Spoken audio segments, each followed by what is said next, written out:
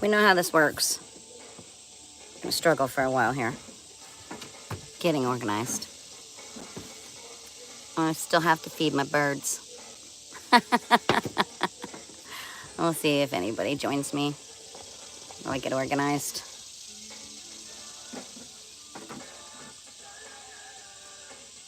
It's really a really pretty morning.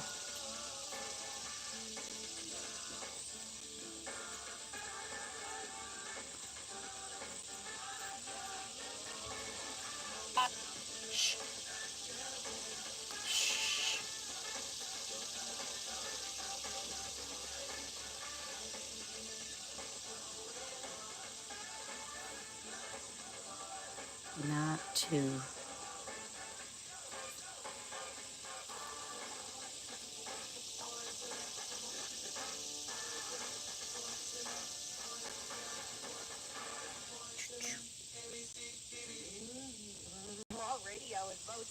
Uh-huh. And Boys to Men, and it's been a while since I've been in Philadelphia. You know, you gotta love city life, gotta love country life, wherever you go this weekend. Maybe a last quick, trip to the shore. I know a lot of our families are moving their students into college. Oh, that time of year, huh? They are off this week and next, and with them an hour on the menu, I will tell you they will be back ready to go on the 25th.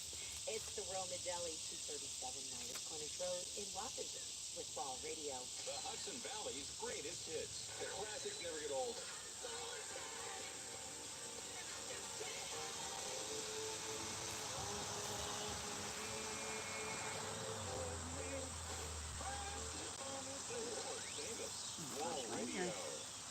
Hi, Kate Brannon here for Fusion Eyewear.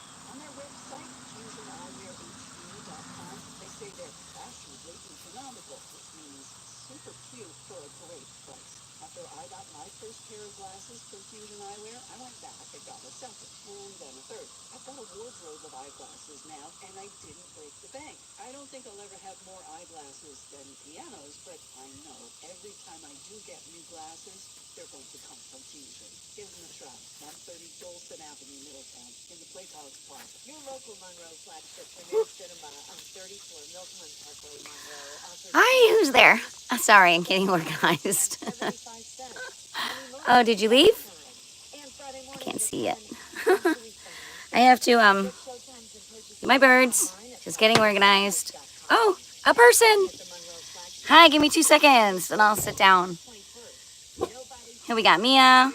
New names, cool. If I don't do this, we'll get chirped at. What are you barking at?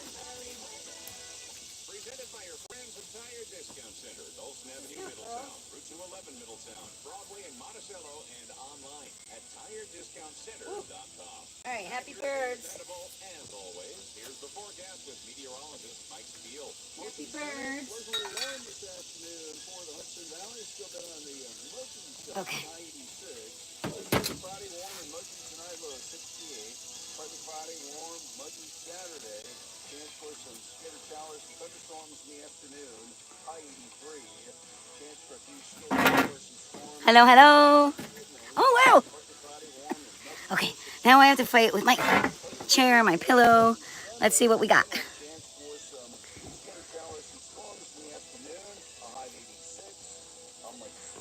Okay, number one, no kids. No kids. Number two, please no perverts. And I really don't tolerate people being mean. So that's kind of how that goes today. Mia, just for fun. Good morning. That's my thought on it too. E, I'm just going to call you E. Who we got now?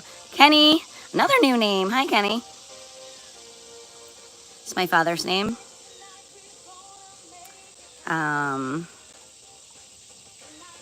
Mitt. Hi. I don't know how to pronounce the language that you're typing in. My brother made this ID for fun. Okay, so Mia, you're how old? I'm just telling you. Oh wow, lots of Kennys. Did your finger get stuck? Oh, oh man, I can't read your writing. I have to warn you now. Do I play Fortnite? No, I play no video games. I have basically this much technology in my house. When I was a kid, we had Nintendo, Atari, arcade games. But no, I really don't even watch too much television. I don't have an attention span for screens. You'll see, I'm all over the place even when I do this. But more power to you. I mean, why are you always on my For You page? I will give you guys a little bit of a clue as to what's going on with regards, and I'm kind of slowly finding this out. I did have my identity stolen. A lot of my personal information was given away. I don't know exactly what for, if it was like a retaliation thing or what not, or we're getting to the bottom of all of that. But apparently my information, my name, my photos have been used, I'm guessing, and put all over things that are not me. So I'm really glad you're asking, because I don't really even know what a For You page is. This is it. I have one channel and somebody else runs it. Apparently I have two channels and I'm not in charge of doing anything other than creating my very own content. And as of yesterday, I couldn't upload anything because they don't let me. It is what it is. So I'm kind of glad you asked. I have no idea. Hi, Coop King. I don't know. I think somebody just trying to sabotage me. I had a few people attack me about Roblox and things like that. And listen, I work with little kids, so my only familiarity with those things are the games that they play, like Minecraft and stuff like that. And I never really actually watched any of them play. Pokemon cards, which they've been around for a really long time. But I don't, you know what, I know there's some things going on right now about video games not necessarily being healthy. And I know that I have come across some, you know, I guess documented kind of studies and whatnot about attention span, your visual cortex, your ability to process information. Like, I do read often when I come across things like that because I work with little kids. And I will be honest with you, in the last 25 years, if I were a part of a conference and a parent shares that their kid is on, you know, doing video games for a large amount of hours, of course, I would always suggest to them, you know, not to have them do that. I mean, just for the sake of, you know, brain growth, needs to really be in a concrete world as well as as a, what do you call it? I don't know. Like when when your visual cortex sucks you into something, you stop using all your other ones. And I don't mean that you don't listen or you don't. It's just when you're younger, I think that it's creating more lock-ins to things that aren't keeping their senses open to other things. I don't know. I like child development, and I don't know. I'm not like pro it, but I don't, I'm not 100% anti it. I know that a lot of kids really find joy in playing video games, but I think their time on it needs to be limited. As far as adults, you do your thing. You know, if you want to be a young adult or an older adult and you want to put your head things on, and like, to me, I think I would get seasick and throw up all over the place if I tried to wear one of those. I don't do well with virtual stuff. Like, for example, I mean, and who knows, maybe it's because of my age. I'm 51. But in the classroom, they use like smart boards, okay? Like everything is on a big, huge smart board. I still have a little teeny tiny TV, a little tiny one, and one of them.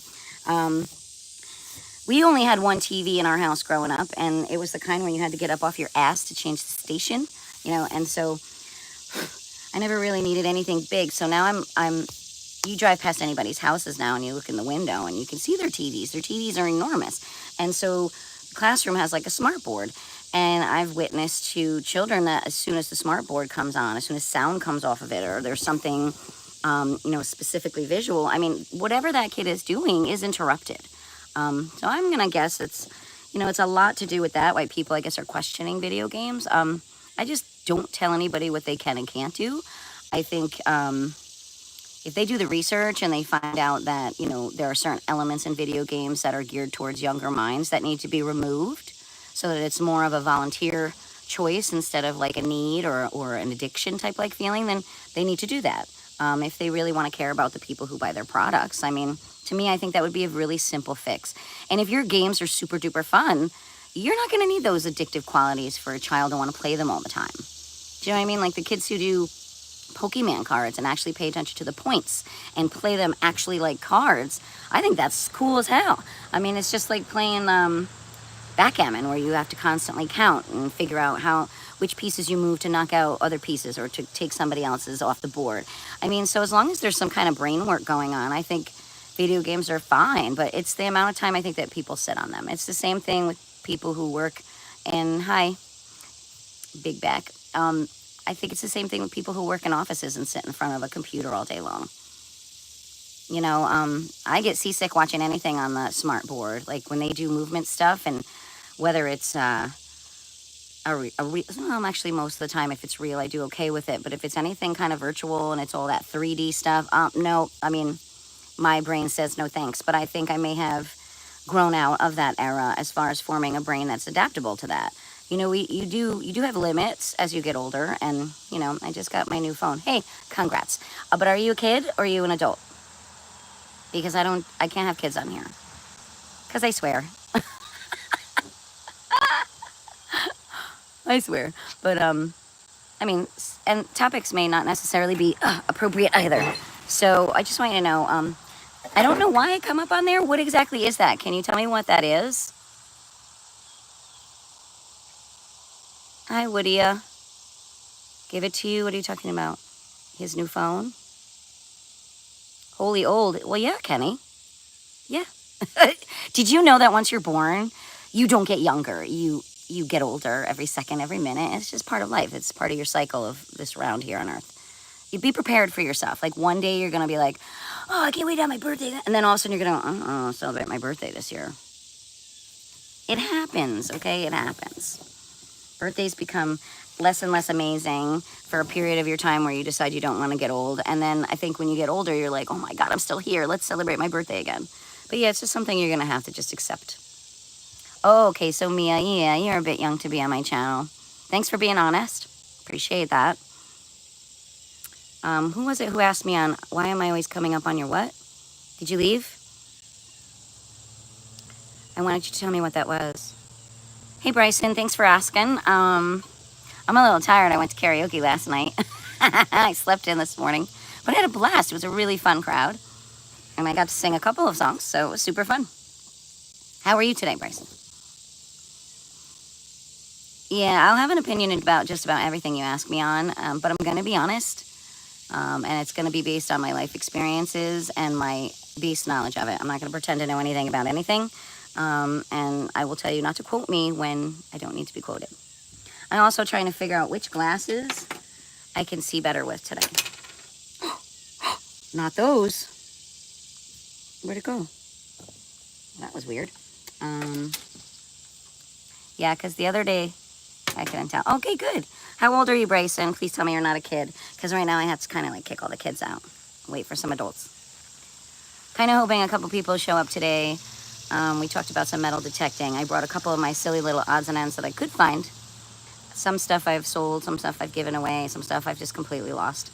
But I picked a couple of things that I could find easily to share. Nothing really pretty, nothing worth a lot of money, but just super cool finds that, yeah, these might work better. Except they're a little blurry. Like, no, they don't. Okay, so I'm gonna have to go back to the originals. But anyways, takes me a minute to get organized here. And it's a beautiful day, so I decided to sit back where the garden is. Hang on. I have to fight with everything. I fight with everything. I think my biggest fights in life are with inanimate objects. I swear the most when I pick things up and fling them. Like, it's just, it is what it is. And my dog's under my feet. Sometimes that drives me a little crazy. But it's okay. All right, these I can see good with. Okay. Bryson, where are you? Kunky Big Back. You're also not old enough to be on here, are you? I guess new phones are great. I'm not big on technology. To me, it's arduous. It's a good word to use. Okay, so I'm trying to find myself here. So I can't get organized. Hey, Neighbor Sue's on live. Thanks for asking, though, Bryson. We'll see how it goes. I figure it might be a quiet day today. Since it's Friday, a lot of people have a lot of things they want to do, you know, aside from anything like this. So I keep finding everywhere these little cicada casings. And I saw one big fly, took a short of his, and then there was another one screaming its head off in the yard. I couldn't get to it faster than the dog, and she ate it. I was like, what the hell? So I'm trying to, in the front, there's like a couple of plants that have like 15 of these little suckers on them. Could you imagine like living under the ground? You know, look at his, like, where's the camera? Like, look at the eyeballs. Like I mean, and this is just what they, gee, do you wonder where they got the idea for the movie Alien? Like, come on, man. Nature gives us all of our monsters. It gives us everything. We've been stealing from nature forever. Forever. Why is that so big? Don't be big. What the hell? I think it's going to be one of those days where I'm going to be all sorts of discombobulated. But it's been a fairly good week. I think that this is going to be, I think things are going to happen. I think the next week or so, I think some big things are going to happen for me. I think there are going to be some changes. I think I'm going to get feedback where I haven't gotten it yet. Oh, there were little red cars. I couldn't tell what those were, Kenny. Is that what you've been putting there? Corey Foster, I ate a brick. Do you have teeth left? Honestly. Kenny, I can't wait till you have your 50th birthday. You're going to be like, oh my God, I remember when I told neighbor Sue, holy old, and I might be dead by then, but I guarantee I'm going to be laughing at you from wherever I am. I'm going to go, oh, holy old. Except, hey man, it really is just an age, and you can have just as much fun at any age. So you want to be friends? My name's John. Snake discovery lover. What else can you tell me about yourself, John? I do like snakes, though. I don't have any issues with snakes. Oh, Coop King. I'm sure you left already, but you said For You page. What is that? Does anybody know what the For You page is that he's talking about? Because I can guarantee you, if I'm on it, somebody put me on there, or it's not me, it's somebody pretending to be me. I love snake discovery. What is snake discovery? Is there something else I should know?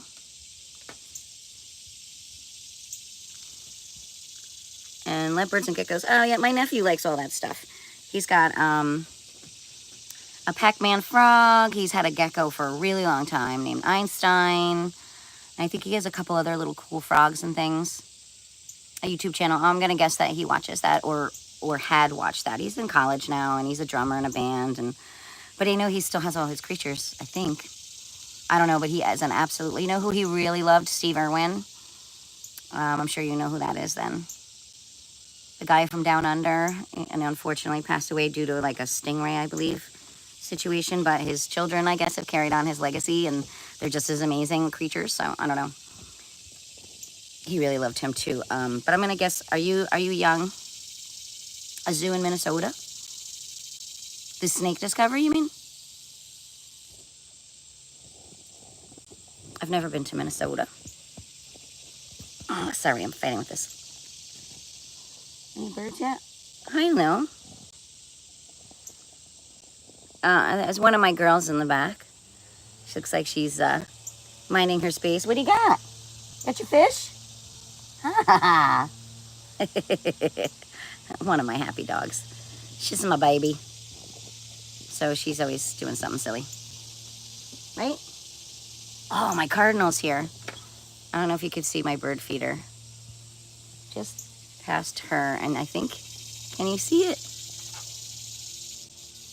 Oh, I don't think, oh, it's somewhere by that big bushel of orange.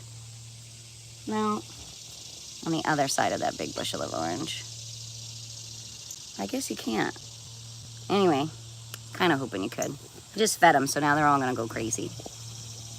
Thanks, snakes. You should go. You should go on a field trip. Do me a favor, though. Are you an adult? Because I really don't want to sit and have a chat with you if you're not. This is definitely not for a kids' channel, even though I can talk about a lot of things that kids like to talk about. Because I absolutely adore that kind of conversation. It's really fun and lighthearted. But can't do that with you. Yes, what? Hey, hey, what are you doing? Oh, you in a good mood today. You're all over the place. Yeah. Don't worry, we'll do something fun today. I took them for a walk at like 12:30 last night when I got home, and it was so peaceful. There wasn't a soul moving. Even all the house lights were out. And I put on my like little miner's lamp. And we even took the Rube, so we went kind of slow. She's my oldest dog, and she doesn't always make it around. Her back legs give out. But she did really well. And I think maybe because it was cool. But let's see. I'm going to the store right now, but it was fun talking. Yeah, I'm going to excuse you too. But yeah, good luck with your trip to Minnesota. I hope you get there. Hi, Coolie. Cooled. Coolditz. I know these names are so funny.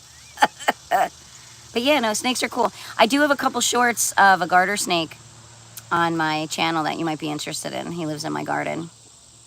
I just captured him like a week ago. He's been hanging out there on the stone wall, but I stumbled across him when I had my camera, so you might appreciate that, snake person. There's nothing that isn't PG on my channel, so you might like that. He's a handsome little guy with a nice golden line down his body. I like him. But anyway. Switch. Okay. Better. Yeah, okay. I don't know where my conversation's going to go today.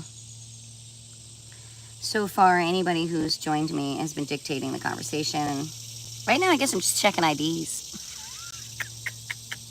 I have to do that when I serve alcohol, so why not? All right, this is so behind. Why won't it stay on time? Does anybody know?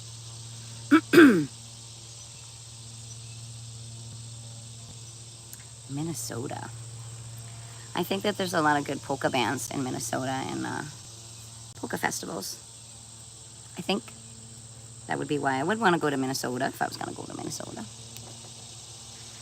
But it's already hot. I don't know how long I will last on this side of the house. So one of the reasons why I chose this side of the house is, because it'll shorten my time on here today. Right now?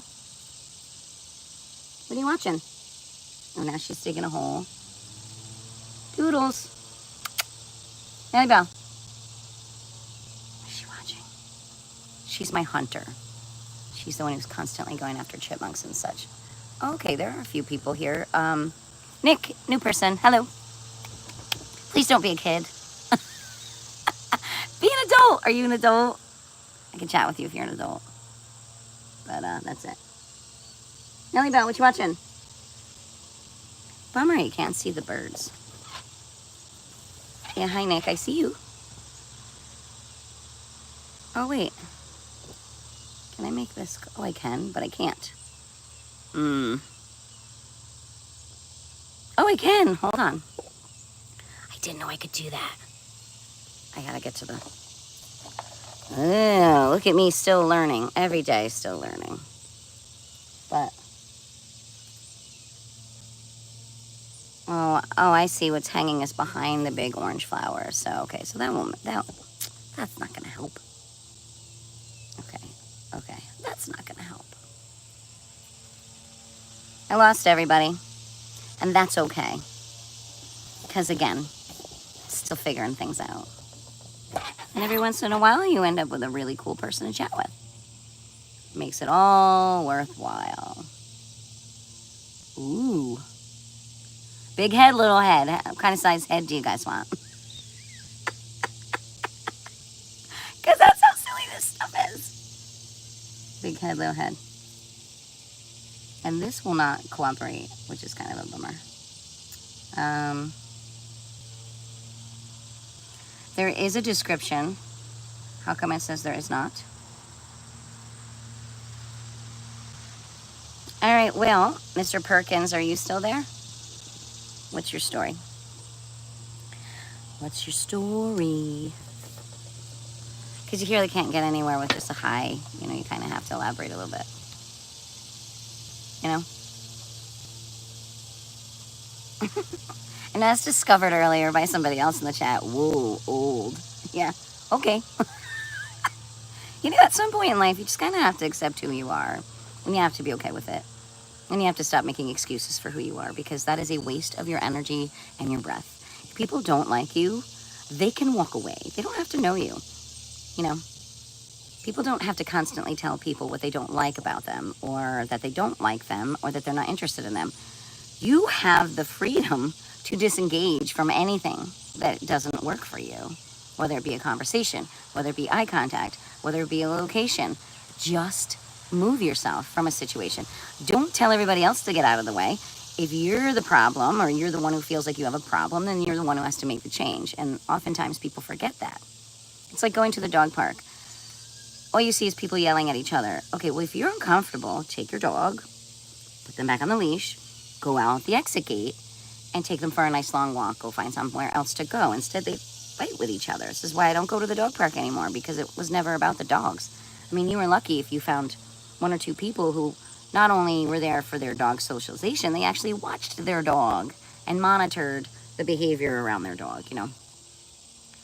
I used to go, and then I would meet nice people who had dogs that got along with my dog, and then we'd go hiking, and we would do other things outside the dog park. And I think that's maybe a great place to meet people.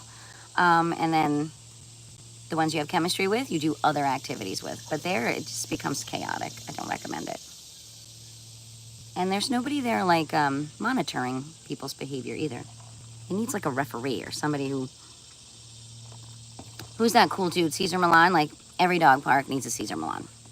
Somebody who understands 100% dog behavior and knows how to, like, redirect it. Because I think every dog park should have a, like, dog umpire or referee.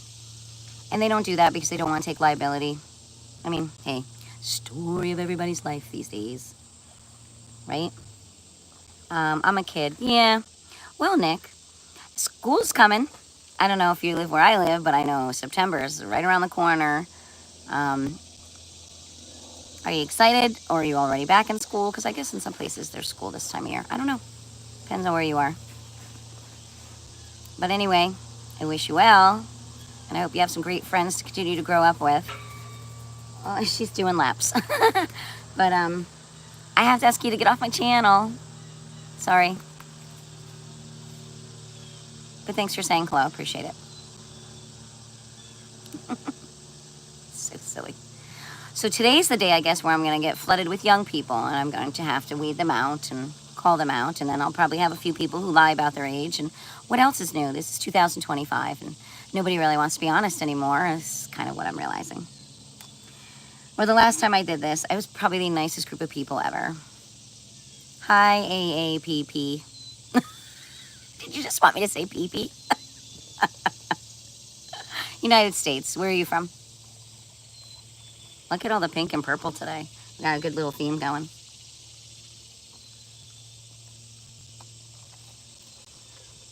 I didn't eat breakfast yet. Oh, I did.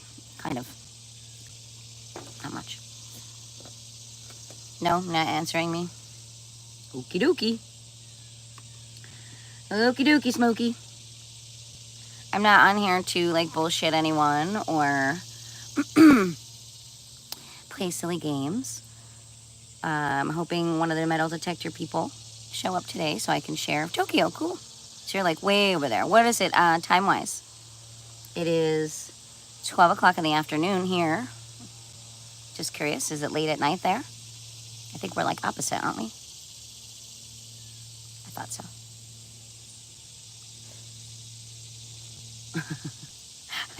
My dog is like, did you watch To Train Your Dragon new movie? No, I haven't seen any new movies in a really long time. I don't watch enough TV to see movie trailers, so I honestly have no freaking idea what movies are out there. I think the kids at school said that they liked the first one. It's animated, correct?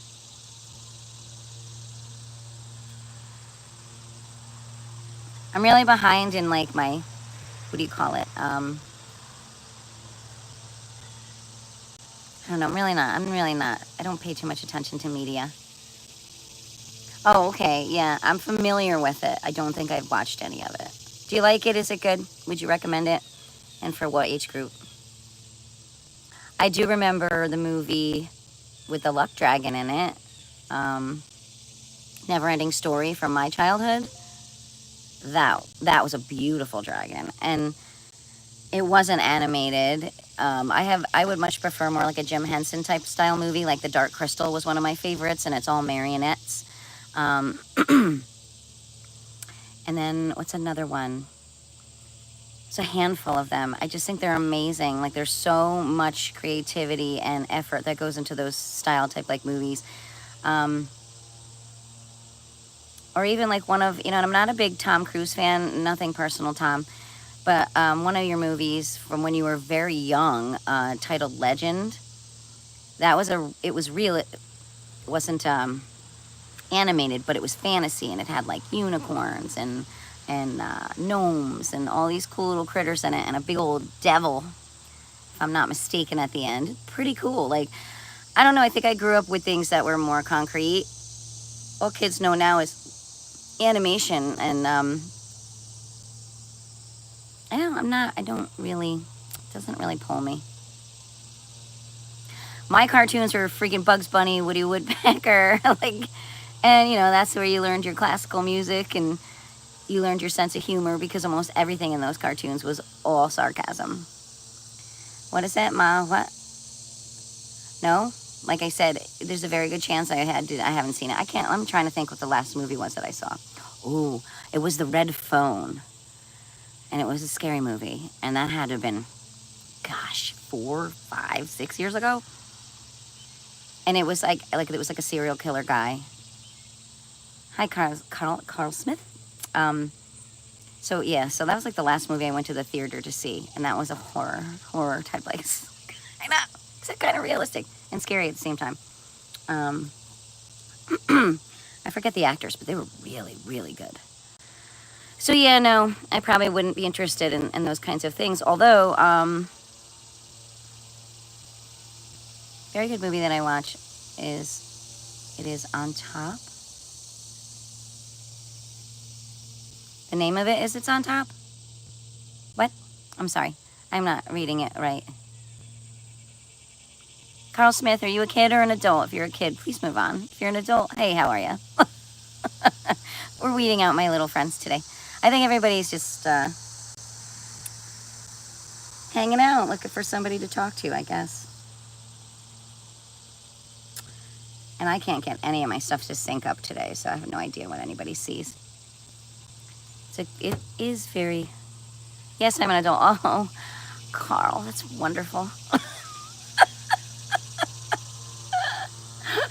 Thank you. Just don't tell me I'm old, because I already got that today, so you might as well come up with a new insult. I mean, you might as well keep them fresh. But I'm not going to argue stupid shit like that. Yeah, I'm old. Shit happens when time goes by. Right? Yes, Carl, if you're an adult, you understand that. These younger kids, they don't get it. I think they stay young forever, and, responsibility doesn't exist. Yes, it does. I can't get any of my stuff to cooperate today. What else is new, right? Carl, what's your story? Where are you from? What you on here for? You looking for a chit chat? Do you like metal detecting? I'm waiting for my metal detecting crowd to show up, so I can foolishly share some of the little silly things that I found. What are you doing? No! Don't do that again. You're out of control today. Look at you. You're all wet. You've already been in the pool. Come here. This is my youngest. Come here. Come over here with your face. Nobody wants to see your tail. Come here. Turn around. Really. Hi. That's my good girl. You're one of my good girls, right? Yeah, she's good. She's trouble, though. Got lots of energy. So at some point, I have to address that. Right? Everybody slept like a rock last night because I took them for a nice long walk. Oh, you're in Australia. Very nice. Today happens to be actually no humidity. I mean, it's hot, but it's not like the last couple days. Everybody's kind of been walking around here like a melted piece of wax. Today it's just nice. I think it's probably going to be 80s. Yeah, today's really beautiful. But isn't it always nice in Australia? Like hot? I don't know. I could totally be wrong. You know what happens when you assume, right? Yeah, what I like about this time of year is everything's green. Like there's life everywhere. I don't know if you can hear the bugs. I didn't put the radio on today. Because, oh, here she goes. Oh. Oh, she's in like destructive mode. This is fun to watch. Look at her go. What do you got? Charity ripped the hell out of that cushion. I didn't throw the whole thing away because I figured she could keep ripping it up. It's winter at the moment. Oh, we have opposite seasons? I didn't know that. Well, what's it like winter-wise? You don't get like snow and whatnot like we get here in the United States. Yeah, she's cool. She's raring to go. Maybe I'll take them SWIMing today. I can't say that word. I can't say any particular words, or all three of them get like crazy, and then I feel bad if I don't follow through. Yeah, don't bother correcting your writing. I'll figure it out. Like, less effort with the words, the better. I'm not judging. But yeah, she's cute.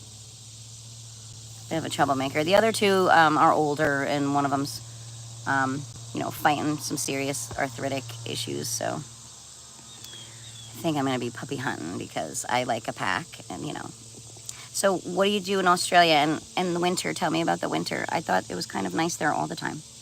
I didn't realize that it wasn't. This does not want to cooperate today. But that's okay. That shit happens. And you guys gotta roll with it. Oh. There it goes. There it goes. It's okay. It's only taken me like 45 minutes, right? 37 minutes to get shit together here. And it technically isn't. What do you do, Carl? What's your story? It's nice chatting with you. As long as you're chatting. If you disappear, I can't chat with you. You know what I mean? Like if you just get to hang out. I wish I could make this bigger. Is there any way to make this bigger? I have learned that the only way to figure out how something works is to press the damn button and see what happens. I am a trial by error kind of learner. Sometimes it works, sometimes it gets me in trouble. Actually, it gets me in trouble a lot. I'm like, oh shit, how do I go back to where I was? Then it takes me 45 minutes to get back to where I was. Yeah, so tell me something, Carl. How long have you been in Australia? Your whole life? I only know one person who visited Australia. She said it took like 14 hours on a plane to get there. And then they were all sorts of discombobulated because of the time difference. I didn't realize it was like a complete opposite season. Right, you just blew my mind with that fact. Trying to think what other questions I might have. But you have to answer them in order to stop the conversation. Ow! Things are not working right now. I don't like the metal that's underneath me. Hi-ya!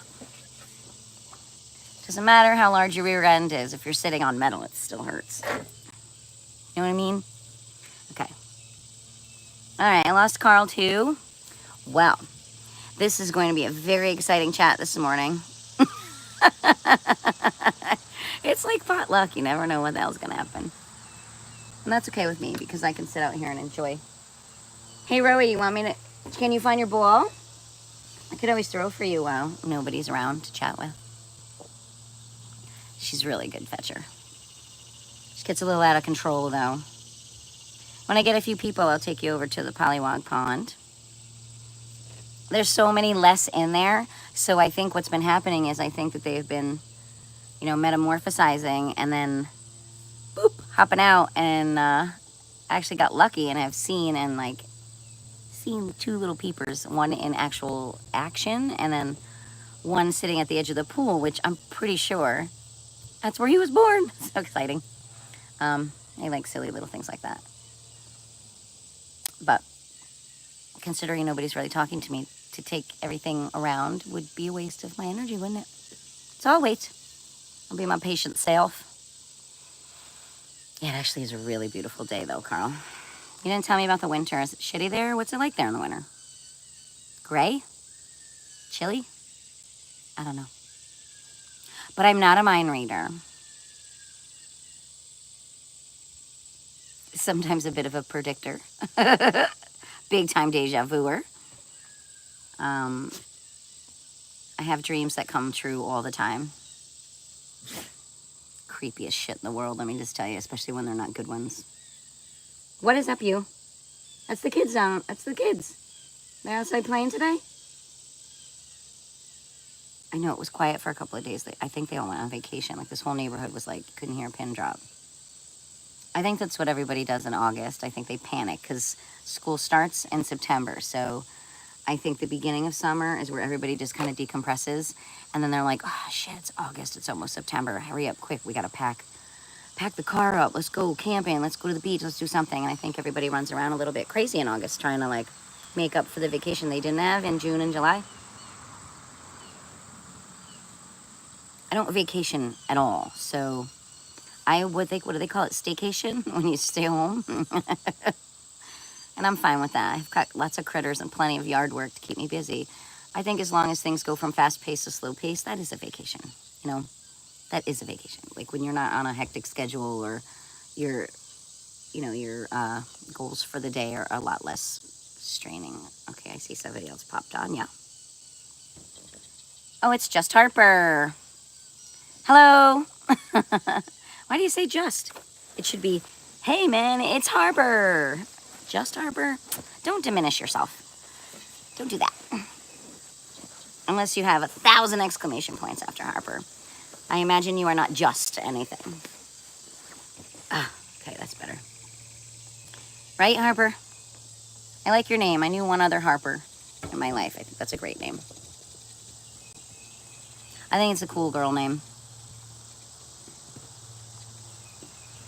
I even met a girl once who had my last name as a first name, and she was so sweet because if we stood next to each other, and she was a little girl, she was very sweet. I want to say maybe second grade. She was able to like get the concept. She was like, she said something about we could be bookends, you know, that she would be the beginning and I would be the end. And I was like, that was so cute. What? Who's just a YouTube name I picked? Oh. How old are you, Harper? I can't really see your profile picture. Everything is super tiny where I'm looking. I could try to open it here, but it might not work because this thing freezes. Anything to aggravate me.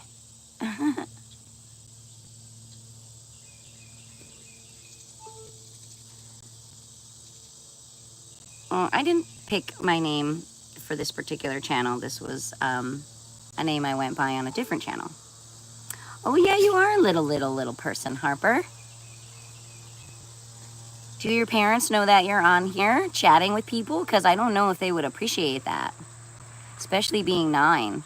I'm gonna make the suggestion that you go right away and you tell your parents that I'm on YouTube chat and opening up channels, and you should actually ask them to check and see what you're doing, because I'm somebody who's kind, just Harper, but not everybody is. So I would like you to absolutely get off my channel and anyone else's channel really without your parents, okay? Not safe for you, young lady. Okay, they know? Are they in the room with you? Do they sit by you when you chat with people? You do realize it's not safe, right? They really should limit to your friends. Your friends is who you should be talking to on here. You're 9, sweetheart. And there aren't a lot of nice people out there these days. And as much as they think they know, you really can't trust anyone. All right, so if that's the case, Just Harper, you need to also remove yourself from my channel, and I'm glad that I didn't say anything inappropriate while you were here. You seem lovely, and if that's your photos and whatnot on you're cute. But you have to keep yourself safe, sweetie. I don't recommend you doing this with anybody. I really don't. You have to get a little older, and you have to understand there are consequences to people who aren't nice. and I'm just looking out for you, and I want to tell you what to do, but I can't speak with you, and I would much rather you take yourself off and go find something that's safer to do, please. Then I don't have to worry about you. What do you think, Harper? Do you think that's a good deal? Yeah, I'm a little concerned. But thanks for saying hi, and go have a good day. And, oh, you're going to argue with me? That's so silly. You're definitely 9.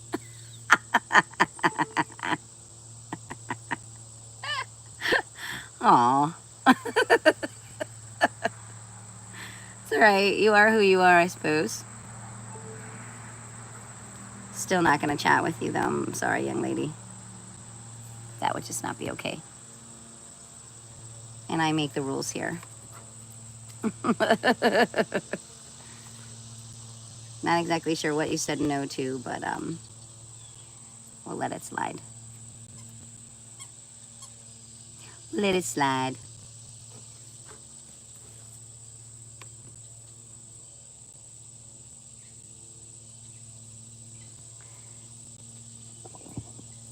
Gandalf, I've seen you before.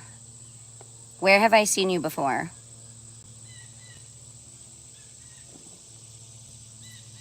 I believe I have a lot of Austrian in me. I would say 50%. How do I know you, Gandalf? Why do I know that profile picture? Why do I know that? Do you know? Are you German?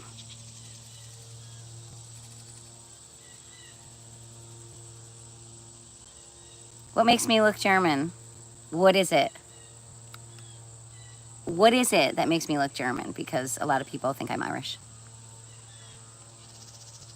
It's on your old phone, though, not your new one.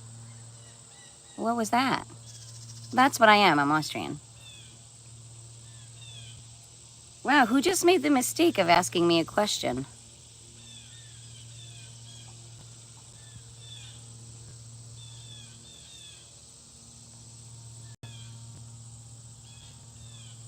Interesting. Did you just mess up whoever's... Wow, we're just going to have some fun today, I think, Gandalf. My grandfather's name was Reinhardt. Oh. I know who I'm talking to now. I don't really know what it is. Oh. Well, I look like every other person in my mother's side of the family, and they're the Austrians. My grandfather's name was Reinhardt. That's a big giveaway, huh? Kind of like Gandalf. It's a very strong name. As far as I know, I'm 50% Austrian, potentially Hungarian, somewhere in those Alps or whatnot. And I think my father's side is Irish and English, Welsh. I know there's also some Native American in there, French on that side. But my mother's side, both my grandparents came. I think my grandmother was from Vienna. And they came through Ellis Island, and, their name got changed a little bit, the spelling. But yeah, are you an adult in Austria? I'm just saying your profile picture looks familiar, and I'm not exactly sure why.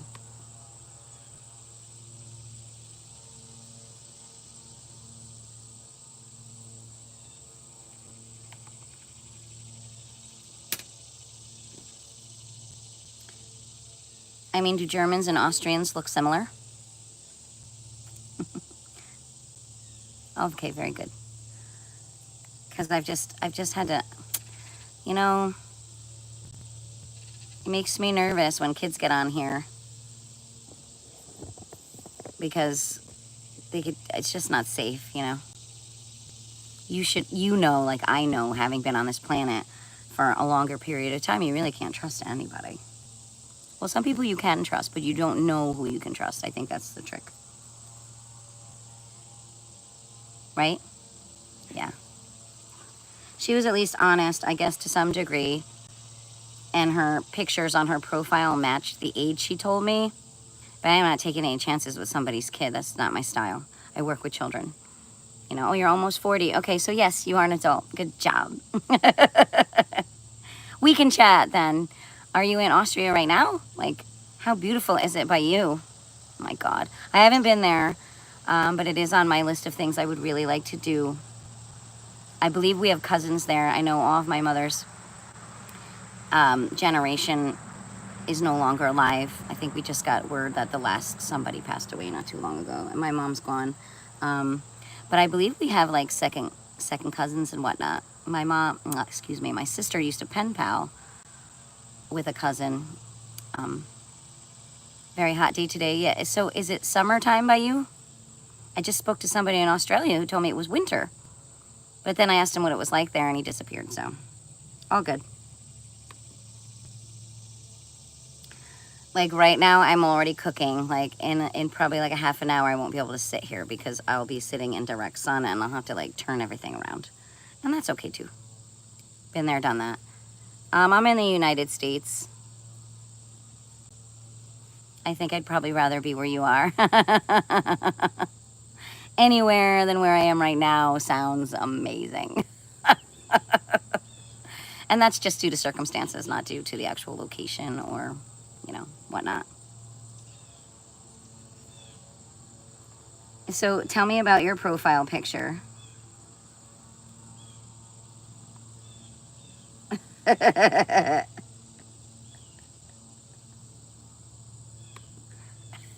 Is that you? I get a kick out of some of this stuff. Because that's a wizard. Isn't it a wizard? Oh, I look familiar. I can't tell why anything looks familiar these days. Everything kind of blends together.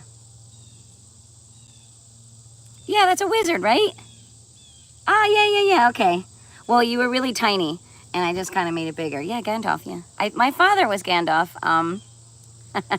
One year, my sister's family, they were big into Harry Potter. Her kids read all the books, and so they were allowed to watch the movies.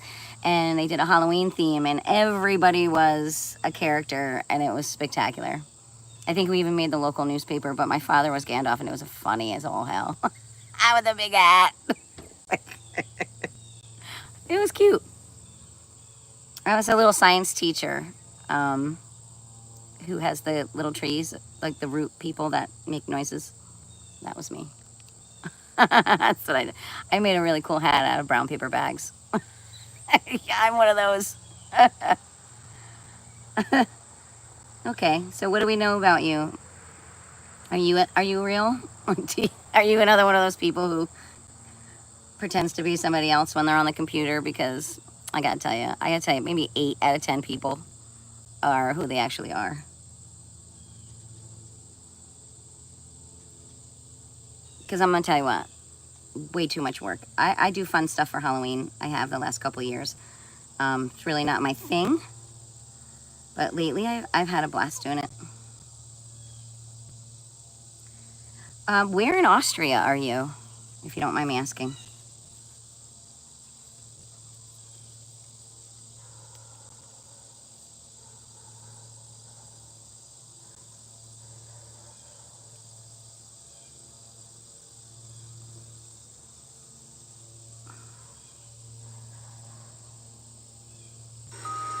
Whoa.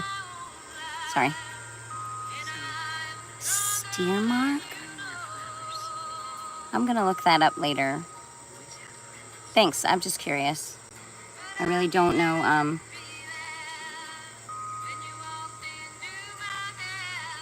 I don't,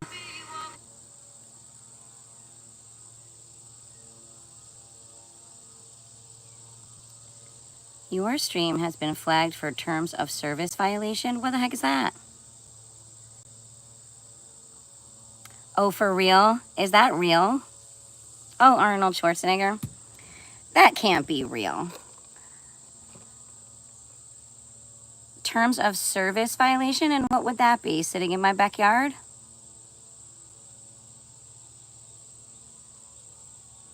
I don't think so. I don't think that I have violated anything. And without a deeper explanation, I think I'm going to disregard that. Terms of service. Wow. So who paid you to do that? Because the amount of harassment that I get on here is incredible. Yes. Thank you, Gandalf. I can tell. Because I've done a lot of reading and I know what's allowed and what's not allowed. And I literally keep telling any of the people who are coming on here who are children that they can't be on here. I've already marked it just for adults. Yeah. Why do people do that? Again, it's just, why do they do that? Now, I could see if I was doing something really inappropriate, I'd be like, ooh, I got caught. But I'm not. I'm just talking to Gandalf. Gandalf? Is the F silent? But thanks for letting me know. That's what I thought.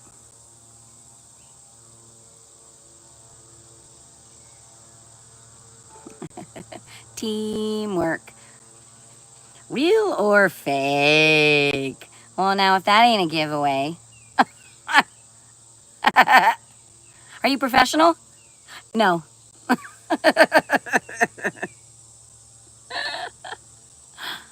Funny. That's going to be my haha for today. Gosh. I don't know, man.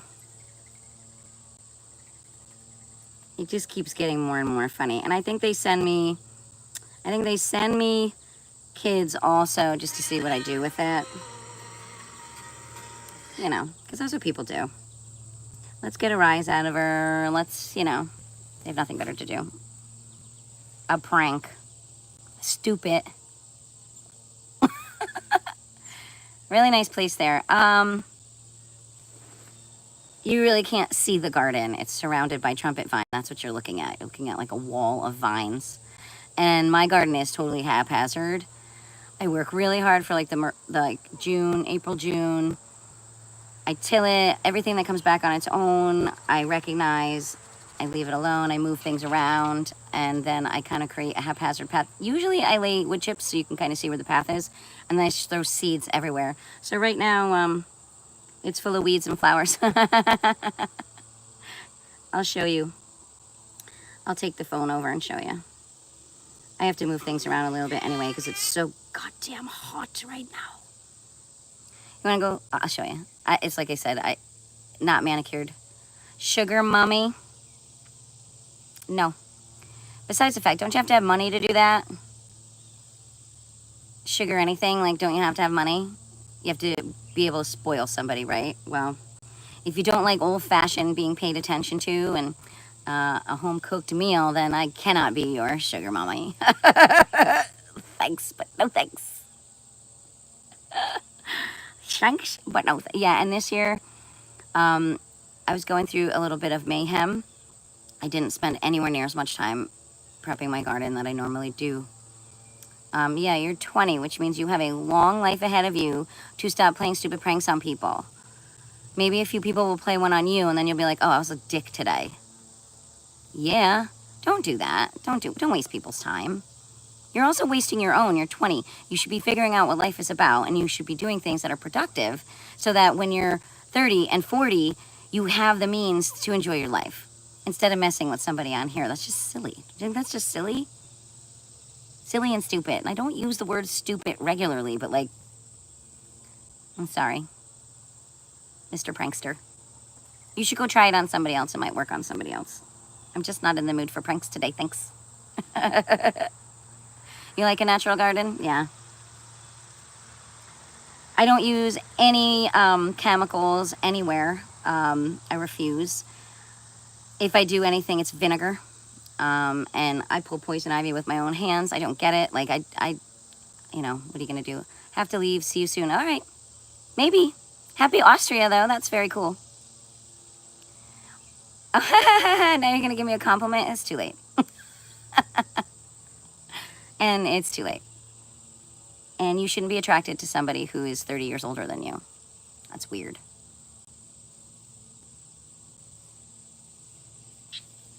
But thanks for admitting that it was a prank. I do appreciate that, even though I kind of figured that one out. At least you own up to your silly behavior. You know what I mean? Like, at least you, thanks. I have to give you a little credit for that. You have to give credit where credit is due, depending on, you know, you never know. Please love you. No, go find a 20-year-old. Like, what are you doing? Besides the fact, I got to rearrange a little bit. Because the sun is creeping. As soon as it gets behind that tree, I'm done for. So I have to move things around.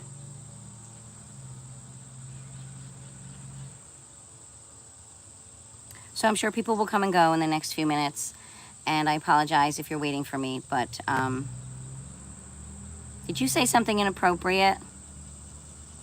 Yep. Bye. I have to get rid of you now. See what happens when you say stupid shit like that? Not cool. Boop.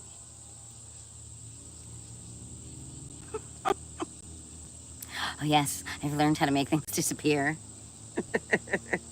I'm a fast learner if I'm an active learner, but I gotta rearrange. It's gonna get way hot real fast. So I'm gonna let it chase me around the table. Like I said, sorry to anybody who hops on and nobody's there. But the sun has a mind of its own. What? I'm not doing anything. Pop up. I'm not doing anything. I'll take you guys later. I think it would be a really nice day to go there. So we'll swim later.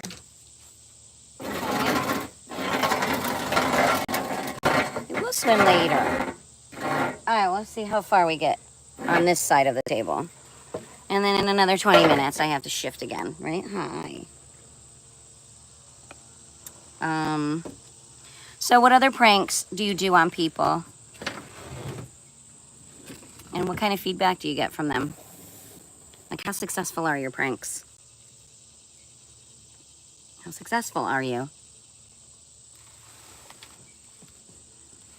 I had like 4 inches cut off my hair yesterday, so it's sitting weird. ACU! Namaste! Nice! Finally, some people. Oh no. Why does all your stuff keep getting deleted? Such a shame. You know, when you play stupid games, you win stupid prizes. Okay, so who just popped on? How are you? Who are you? I'm just rearranging because I had to move out of the hot sun. Still waiting for anybody who's interested in metal detecting stuff. I got around to gathering my things today. Well, some of my things. Some of my things I can't find. Some I sold, some I gave away. Some I kind of just lost. And some are like trinkets on windowsills at my house that I didn't feel like going around and collecting. So I just grabbed what I could. You know, there's even stuff like out here that I found. Like, but anyways, I sit down and see now. You're from India, okay. I've met some really nice people from India on here. How was your day? My name is Liz. You are a very talk girl. You mean I talk a lot? Yeah. That's, you know, kind of who I am. If I'm not talking, I am doing something outside or dancing. And that's just goofy dancing. What's the best thing that I found? I don't know. I have some favorite things. Like this particular old spoon that I found. This is definitely 1700s. So like, and it's super thin and super malleable. So I don't really know what it's made out of. It was all green, like the patina that it had when I pulled it out of the soil. And it's kind of browned since. And I should be able to tell you what metal it is, but I don't know. So anyway, this I thought was pretty cool. And right around the same area on the same day, I found a buckle. Again, this is totally different though. It's harder. And I did ask somebody, a person that I follow who metal detects, these two things I found very close together. And this here buckle, he knew what it was. And I don't remember what he told me specifically, but he knew right away what they were, which I thought was really cool because he's somebody who's like practiced in it. Can I tell you something? Sure.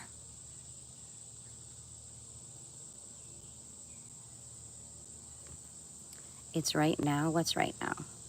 What did I miss? Can't use my real name. Oh, I did miss. Sorry. No, you probably shouldn't use your real name, I guess, if you're not comfortable with that. Your friends betrayed you? Oh, welcome to the party. Honestly, like, I think the key really is to have friends that you can count on one hand. And, I don't, you know. Oh, you're a little one. Is it bronze or it is bronze? Which? The buckle or the spoon? I don't know. I really don't know. But I just think it's fascinating, and it's very, like, thin. And then there's something else that I really like that I found. It's a clock key. And I think it's really pretty. I want to have it, like, professionally cleaned and then make a necklace out of it. It's very beautiful. A little hard for you to see the details on it, but I think it's clock key. Both of them looks like bronze to me. Oh, okay. I was talking to somebody who runs an old homestead in this area, of like a famous namesake from this area, and I told her that I was metal detecting, and my house, well, the property that I'm on, I believe this house is like 1700s, late 1700s, and so the things that I'm finding, some of them, and then from anywhere from then on, like I have found a lot of 70s stuff. Like, do you want to laugh? Like, I don't know if you played with Weeble Wobbles like in the 60s and 70s, but somebody who used to live here did. You know, funny shit. But anyway, they told me that they would display some of my items, especially if it fit like the time period. And I just haven't brought stuff over there, but I thought that'd be a really cool thing to do. I don't care who, like, I don't need to have any kind of like name to it, but it is old. This I found too, which I would like to know. Are you still watching? I'm gonna put it up there. Also, some really cool detail. Do you see that? And the shape of it, I swear, I feel like it's like a gun. Like it would be on like an old gun. No, I don't find these things to like make money off of them. I would just give them to the museum place around the corner and let them display them. But what do you think this is? Both sides have details on it, and the shape is a little weird. I didn't find any other pieces, which kind of bummed me out, because I can tell that the metal broke here, and I think the metal broke here. Also, if you can see, malleable, very similar to the spoon. So what do you think that is?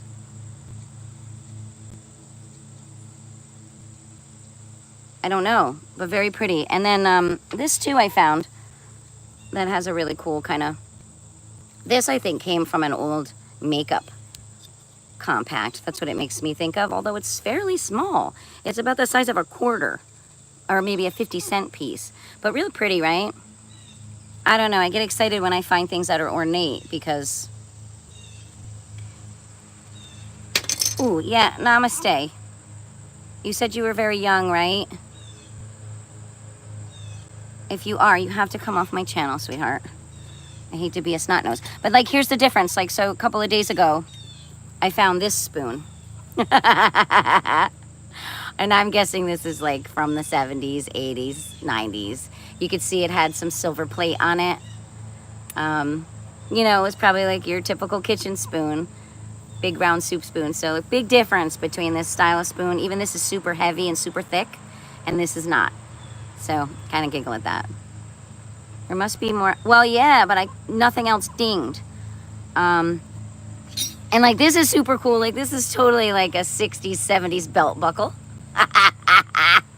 I got excited because I used to wear belts like this when I was a kid. You know, you pull the cloth through, like. And then, oh, totally, like, here, this is my other favorite belt buckle. You know, this one came out in the 80s. I laugh at some of this stuff. How do you manage to collect this? Oh, a metal detector. Frame them. I guess nobody really has an interest in what I find. You know, just me. The one on the left looks like a British Army World War I spoon. Which one?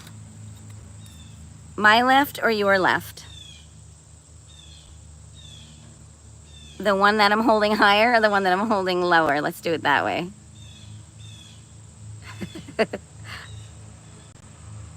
Because I think we're opposite, right? My left is your right. The middle. Funny, Liam. Jump on in. I'm just sharing some things that I found metal detecting. Stanley, help me. The one you are holding higher. Double-ended spoon and butter knife. This one. Oh, very cool. I didn't know what it was purpose for. Thanks, Liam. I'm gonna guess, Stanley, you metal detect or you like old shit?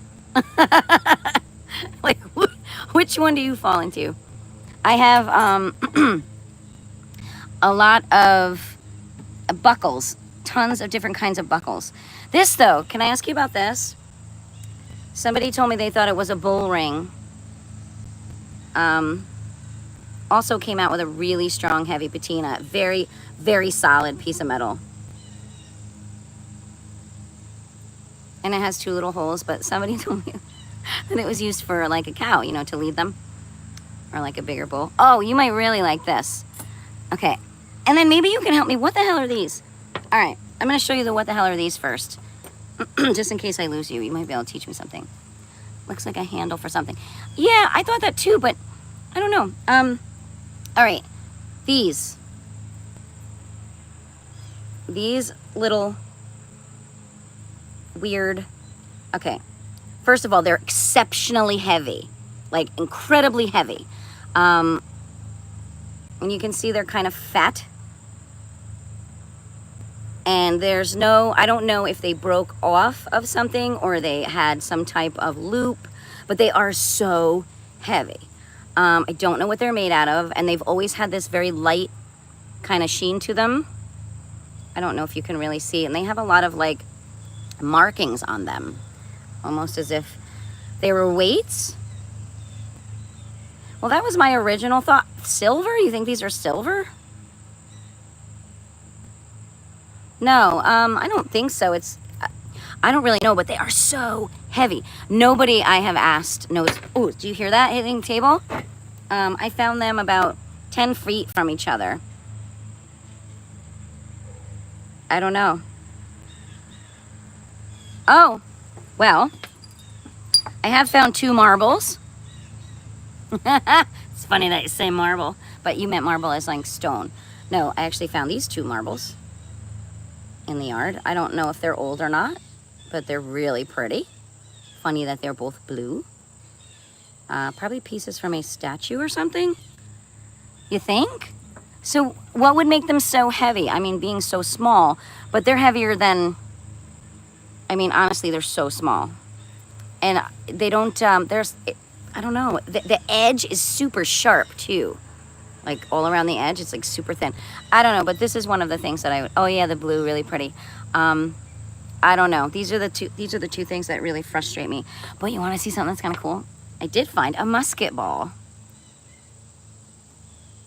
An actual little musket ball, and you can see, look, that it went through.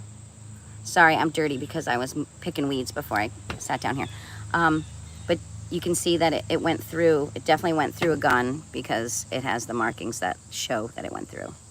But that's like one of my really coolest finds. I was kind of hoping I'd find more, but considering this house was here during that time period, not surprised. But what's a musket ball made out of? It's also heavy. What are your thoughts, ACU? I don't know about those being statues. I love your input, though. I never really thought about that. But how cool is this? This is like one of my coolest. Lead? Oh, they're made out of lead? I'm shocked by your collection. This is a terrible collection. Most people find really cool things. This is a great button that I found. And it's made out of like, I don't know, what would you think, maybe from the 50s? It's like ceramic. Of course, a lot of things you find are broken. Like, for example, I find Where is it?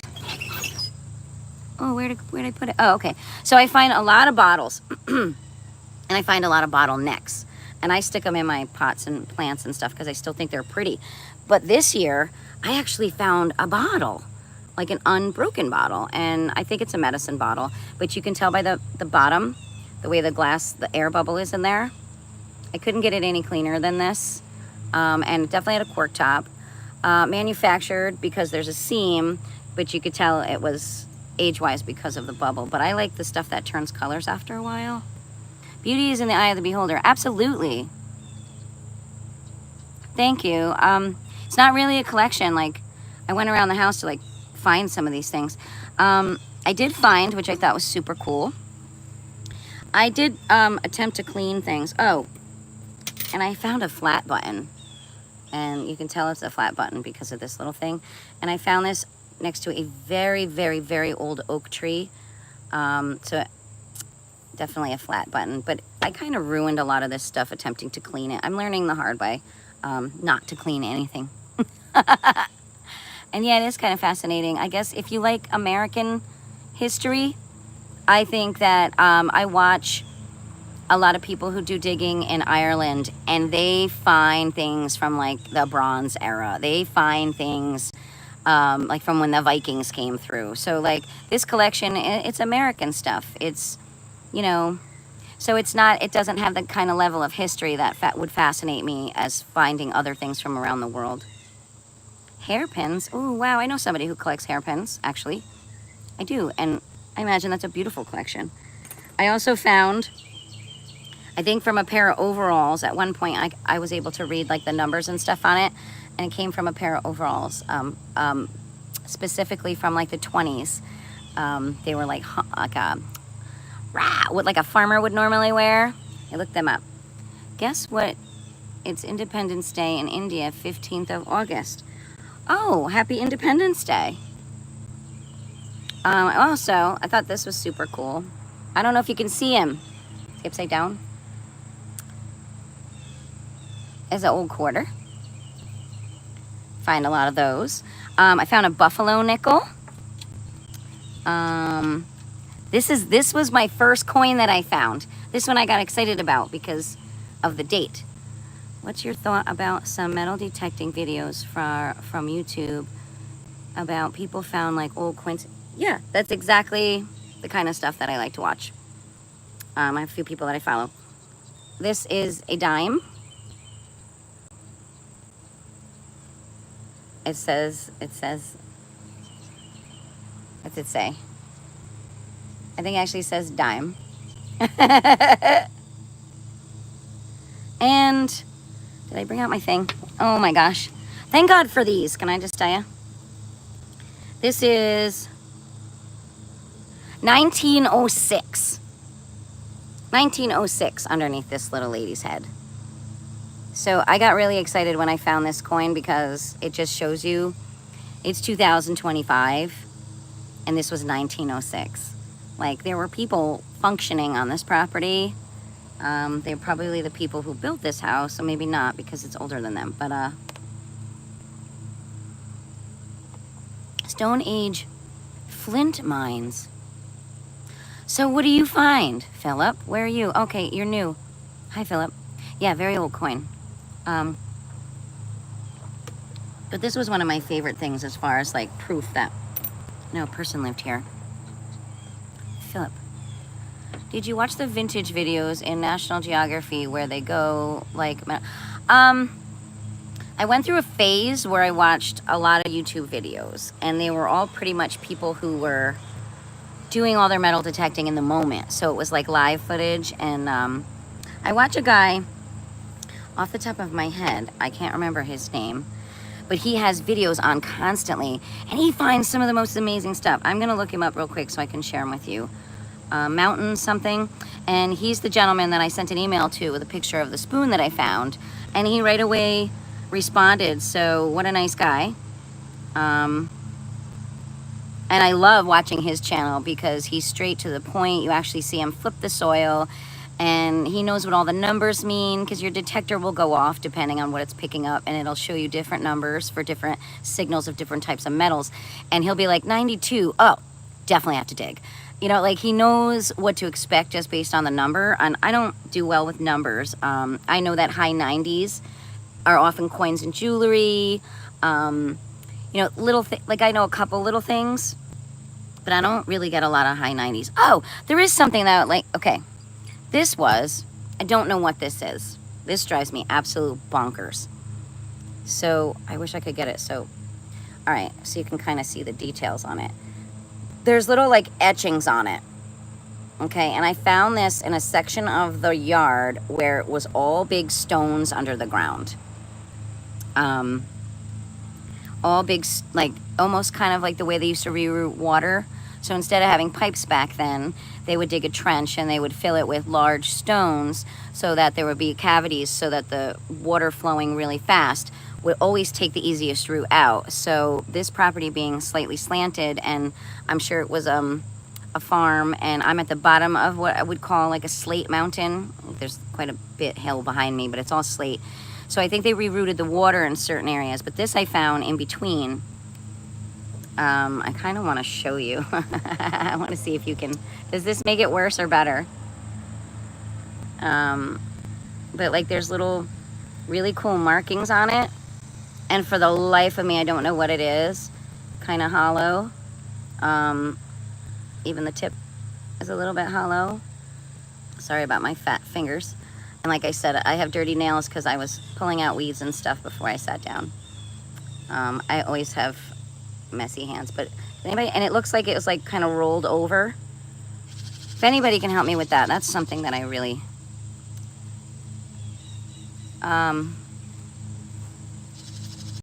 so what goes on at the Stone Age flint mines?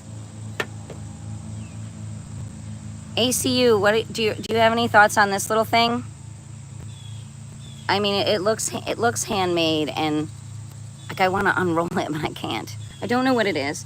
So that's something that really kind of throws me for a loop that I found. I find a lot of flat nails, you know, like little squared off flat nails, tons of those, but that explains this house. The beams of this house were put together with wooden dowels. They're not even like Lincoln log structures, and they're huge hand-hewn beams. At one point, 25 or so years ago, we gutted this house, and you could see the structure, and it was just, I mean, I don't know how people, hi Ruby. My old lady came out to say hi. What are you doing? Too hot, going back in. She just came to say hi. Did you go in the pool?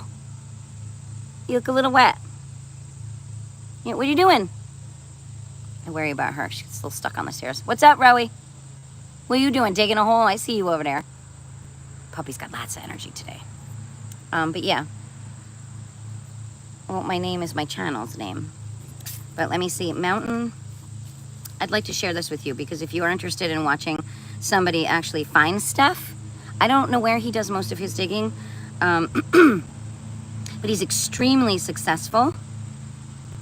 And why can't I? Hold on, I'm sorry. Oh, okay. What is it? What is he called? Oh, I don't follow him here. I follow him. Oh, Green Mountain something. I want to say maybe he's up New Hampshire, Maine, Vermont. I think that area of the United States. But I really love seeing what he finds. Like I said, he's super successful, and he always kind of explains its history, and he shows you the important stuff. And I learn a lot by watching the objects that he finds. I don't watch it as often as I'd like to. I don't know why he's not popping up. Mountain something. I have to find it, because now I feel bad that I'm not telling you the correct name. Where are you? You should be in here. Because I do follow his YouTube channel. Ah! I don't know. It's not jumping up at me. I want to say Green Mountain something. But namaste, didn't we find out that you were a kid? Oh no, you're the lady from India. I'm not sure. What's that? I can't open anything on here. Sorry, nothing works. I'm currently blocked from like, I don't even know how this is working today. But yeah, oh, maybe I can just look him up.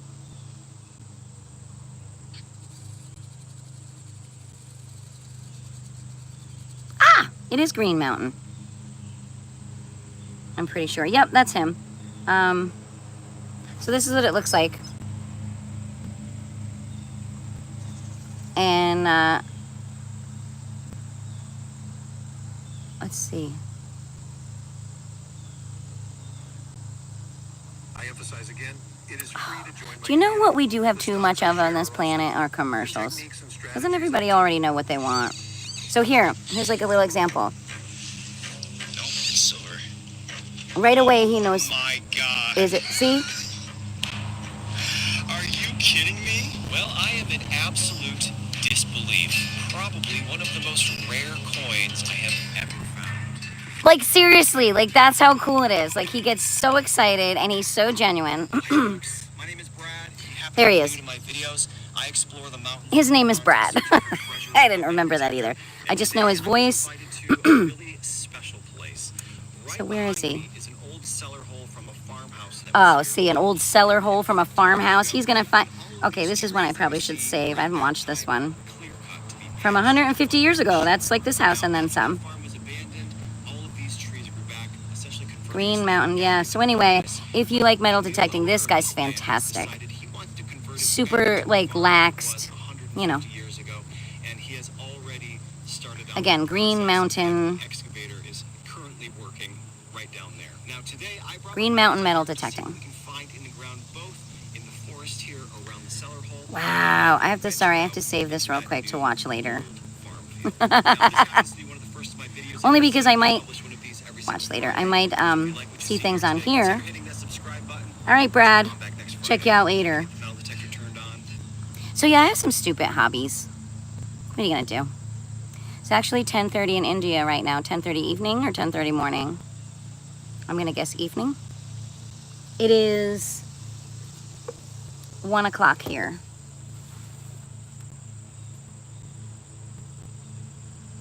Thanks for letting me show you some of my stuff.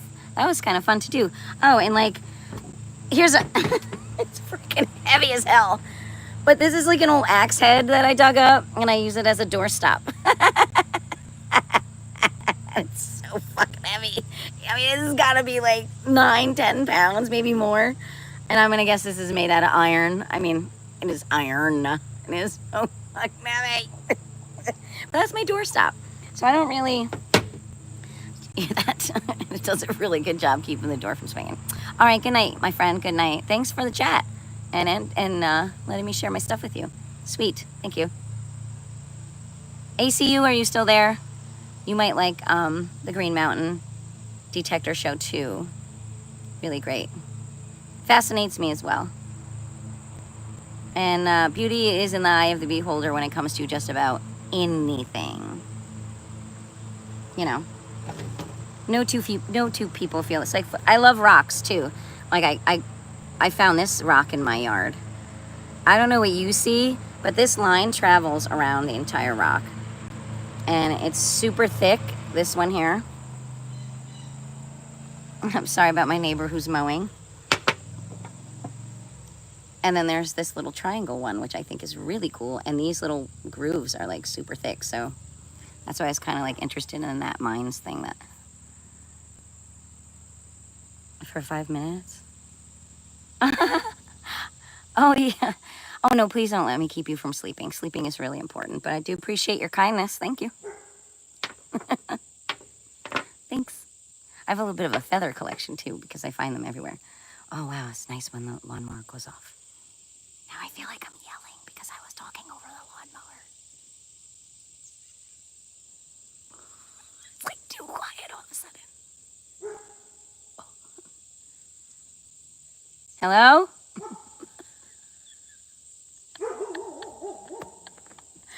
I can't see anything because this mountain of greenery over here. I have nice neighbors though. They would probably laugh if I told them that I was on here, and I was like,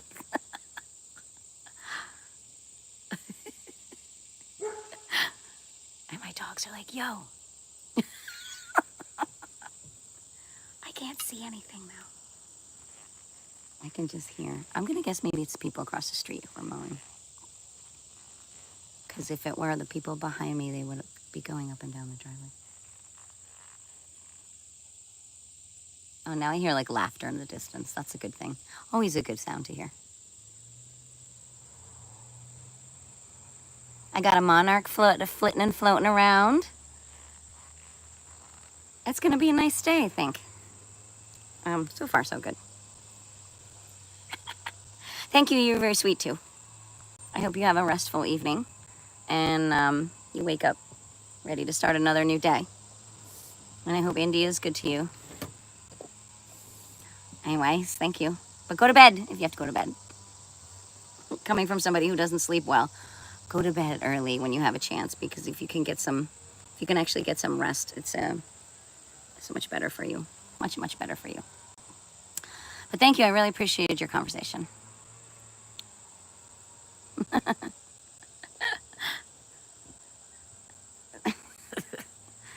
That was really funny. I wonder if they heard me.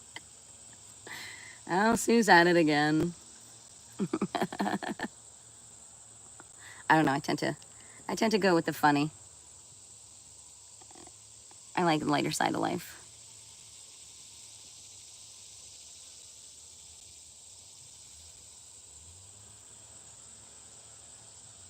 So I came across somebody else's channel who does a lot of the same stuff I do, except they're professionals. Although I can tell it's a hobby, but just seasonally wise, I've been doing a lot of shorts because I'm knee deep in my yard and finding like butterflies and cool insects and stuff. And I like to combine it with like silly songs and dialogue that doesn't exist, but I put it there anyway. But they do a lot of close-ups on critters. And I'm trying to remember where he said he was from. Oh, England. And he's been capturing a lot of butterflies and things. And I found his channel, and we're now looking at each other's insect videos. So it's really kind of nice to find somebody that you have something in common with, that you can actually appreciate what each other does. Just like I can't wait to find somebody else who does like backyard metal detecting and who isn't a professional. Or somebody like locally where I am who might want to go metal detecting together. I know there's a lot of things that I probably would need permission to go on properties for, but where like old foundations are and things like that, I would spend a whole day in the woods metal detecting. Why the hell not? But there are places I don't think I would go by myself. You know, so for now I just bebop around my yard. And the ground's super hard right now. We need like a couple of days of rain before I could successfully do some metal detecting. In the summer, the end of the summer, the ground gets so hard that it's impossible to like dig in easily. In the spring is usually when I go a little bit haywire. And I found a section in the back corner of my yard where the stone walls, typically what I've learned from talking to people, and even my father for that sense, he's kind of got a lot of knowledge about weird stuff. But apparently when they marked their territories or their properties, they often did it with stone walls. So you could see right where, you know, your property ended and someone else didn't. And technically those were fences. So usually the farthest back in your property was the dump, like where they would put their, and that's where I think, and or why I found this bottle, because I find so much broken pottery and glass, and there's some like, okay, so like I know they used to use a lot of crocks.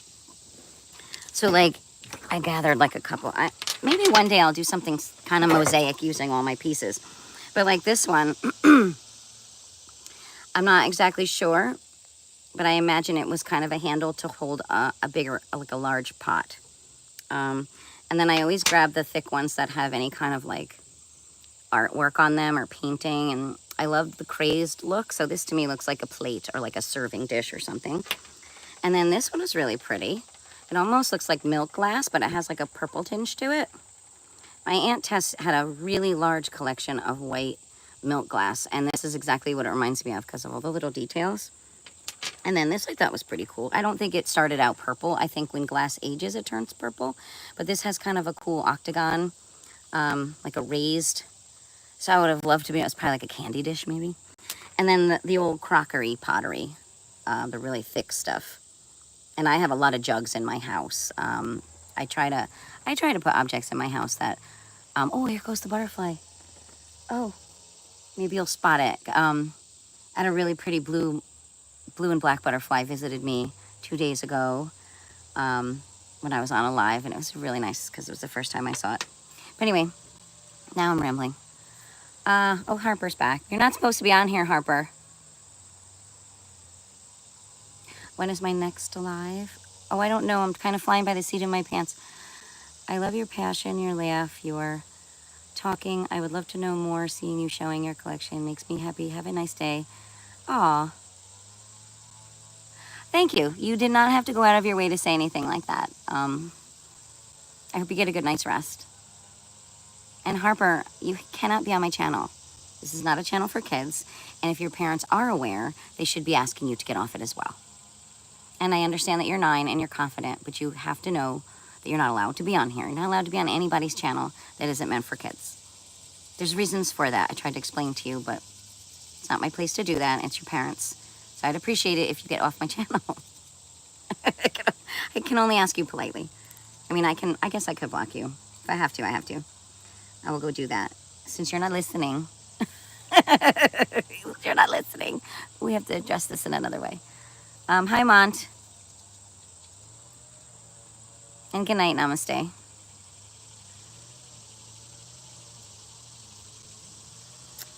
Let's see if I can find her. She has to go. She has to get off. I can't miss. I would not want to find my child on YouTube at all. I don't think it's necessary. Would you like to hear about Islam? What specifically? Good night, namaste.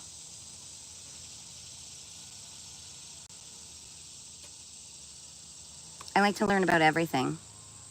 As long as you're educating me and not trying to convert me, I'm usually pretty good at learning new things.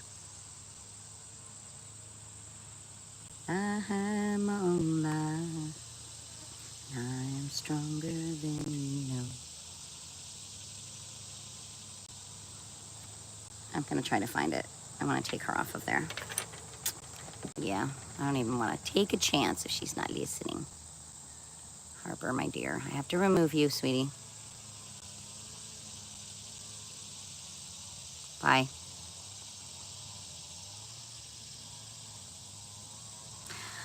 You can ask any questions about Islam, I'll answer. Okay, Liz. I'm Neighbor Sue. I really have no direct questions. I've talked to a few people who, where was this one from? This person. Oh, I'm forgetting now. It wasn't Morocco. Oh, Burma? He was very sweet. And he explained a little bit about basically how he lives, very clean, which I can respect wholeheartedly. So what I did learn doesn't bother me. As long as there's no hate, as long as there's no reasoning for hurting someone. I don't think religion should give the power to hurt people. And I don't think religion should be used to cheat people out of things. You know, for example, a lot of people use like the phrase like to get out of things or to not pay for things. And they base it on their religious aspects. No, see, I think there's a huge misconception between church and state, and this has been happening, centuries.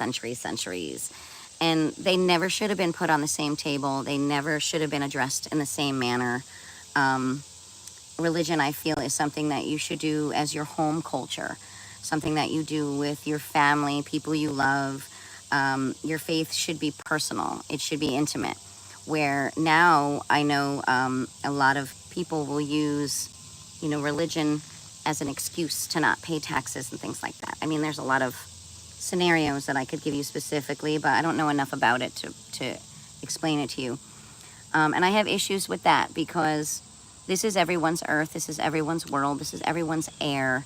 And if you're in a community and you share the same roads and you basically share the same infrastructure, if you drink the same water, it's all connected. And to have a group of people who have a particular religion say that they don't have responsibilities that equal the same as other religious affiliated people, that they don't have that responsibility of taking care of the same resource that we all use. See, I think that's a really bad scapegoat, and I don't think it's fair.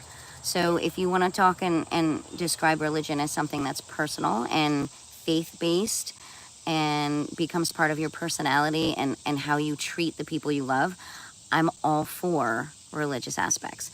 But if it becomes a situation where you are utilizing your religion as a way to get out of something or to be excluded, or all of a sudden you get treated better, differently, or worse, then I have an issue with religion. Because to me, religion is like love. It's a concept, and it's a concept that people hold and cherish. I don't think it's meant to be mixed with money or business or like caste systems. I don't like those. We're all human, whether we have a lot of money or we don't have a lot of money. It's the same kind of situation in that. It's the same kind of situation there. Sorry, my glasses got all foggy. I can't read the words until I put them back on. I apologize. Maybe I can put it on here bigger. But yeah, I kind of go off on tangents. And because you can't like verbally interrupt me, I have a hard time not rambling, so I apologize. But yeah, if you can teach me something that you think that matches my expectations and that would help me respect what you believe, then yeah, share away. Hold on. Actually, I'm not able to sleep. I slept in the afternoon. Why are you embarrassed? Sleep is a funny thing. And then, would you like to hear a scary story about Islam? Can you do me a favor? And let's see, namaste, if you're a part of this dialogue. Or, yeah, namaste, you're a part of this dialogue. Would you be offended if Mont shared something scary about Islam? I mean, I don't want this either to be offensive to anyone else. So as long as she doesn't mind, sure, you can scare something scary, as long as it's factual. Then I can address it and take it seriously, if that makes any sense.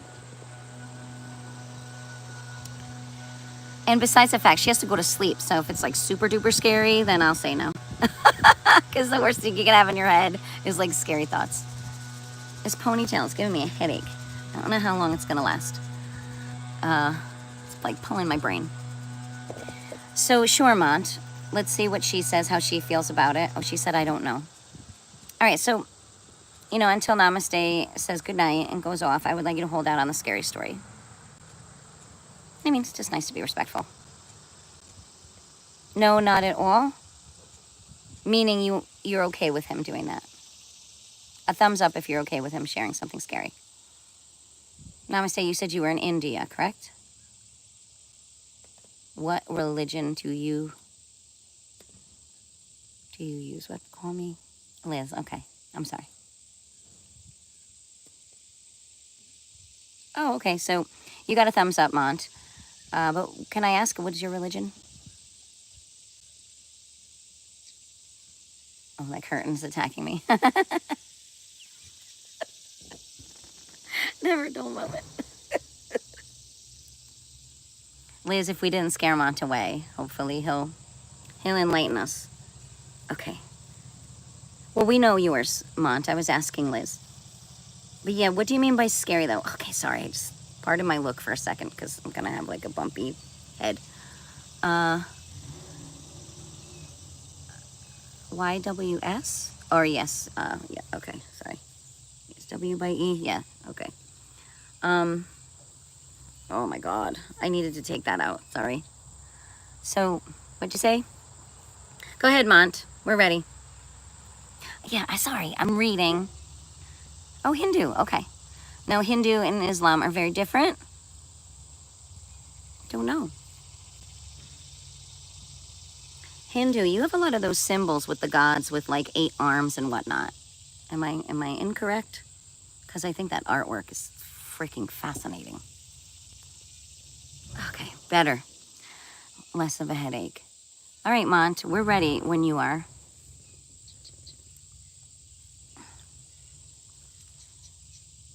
Hindu, okay. I don't know much about Hinduism either, so feel free to, since you're not sleeping, you can educate Mont and I.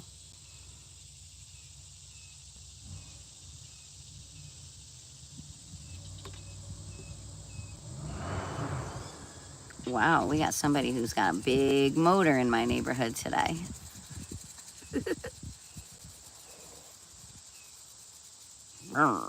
and a curtain who wants to join. So I'm telling you. It's funny. Okay, Mont. All right.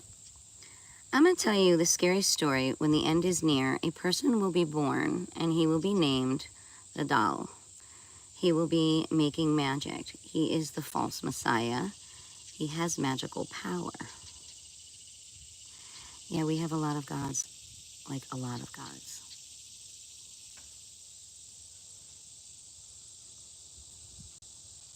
Why would a scenario of being rebirth be scary? And why is magic seen as scary? Can't magic be used for good purposes and be seen as a positive ability? I'm kind of missing the scary part here. Hi, Ruby. My old girl came out again.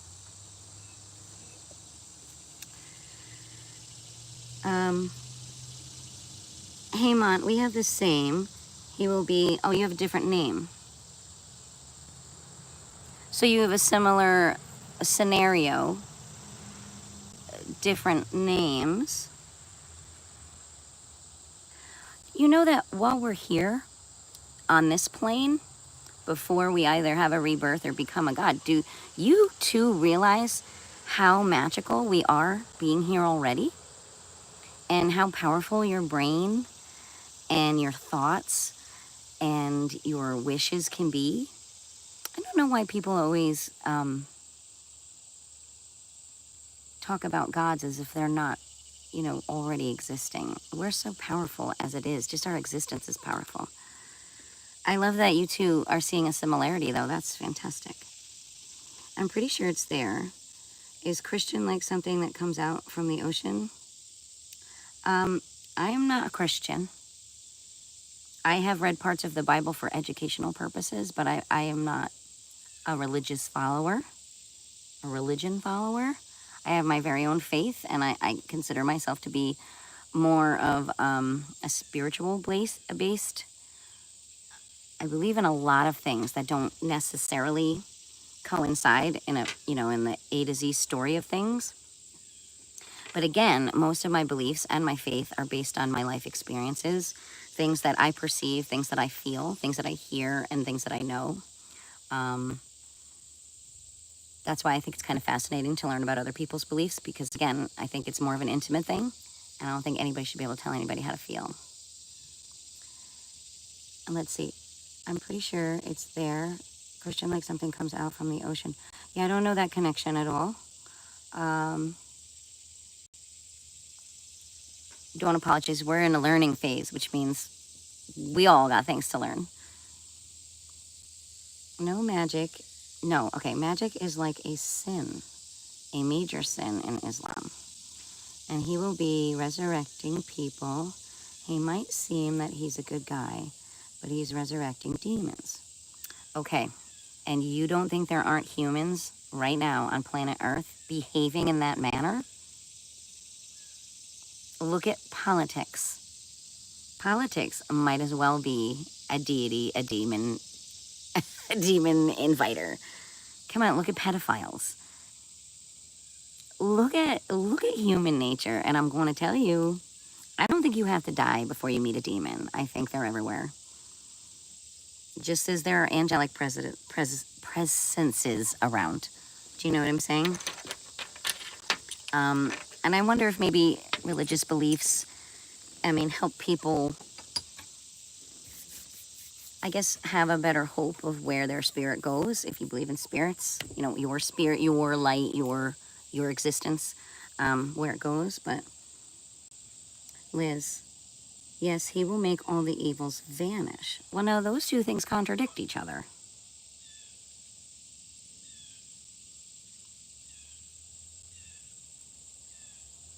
Or am I not reading that correctly? What do you two think about that? Oh, Messiah? I meant the falls. Oh, okay.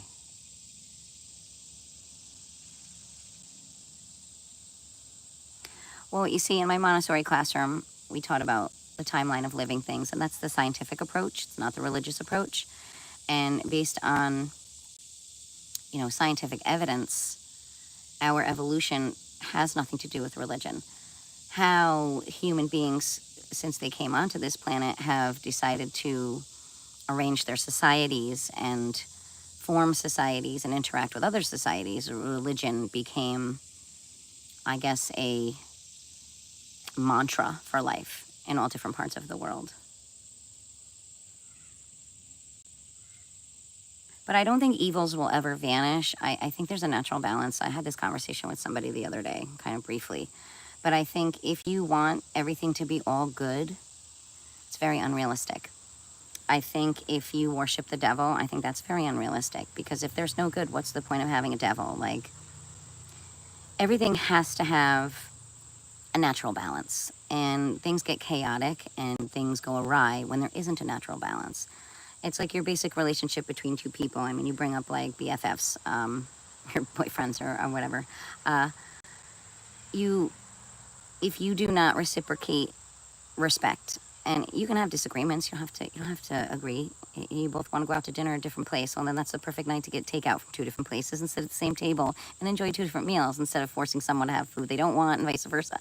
But you can either have that kind of balance and respect for each other, or you could end up in a volatile situation and a relationship that doesn't make it. So, I don't know, I kind of try to approach everything like that. And I think religion in all aspects, the stories behind religions, is beautiful. I mean, the storylines, the gods, I mean, the reasonings that human beings have given for things they can't fully understand, explain, or defend.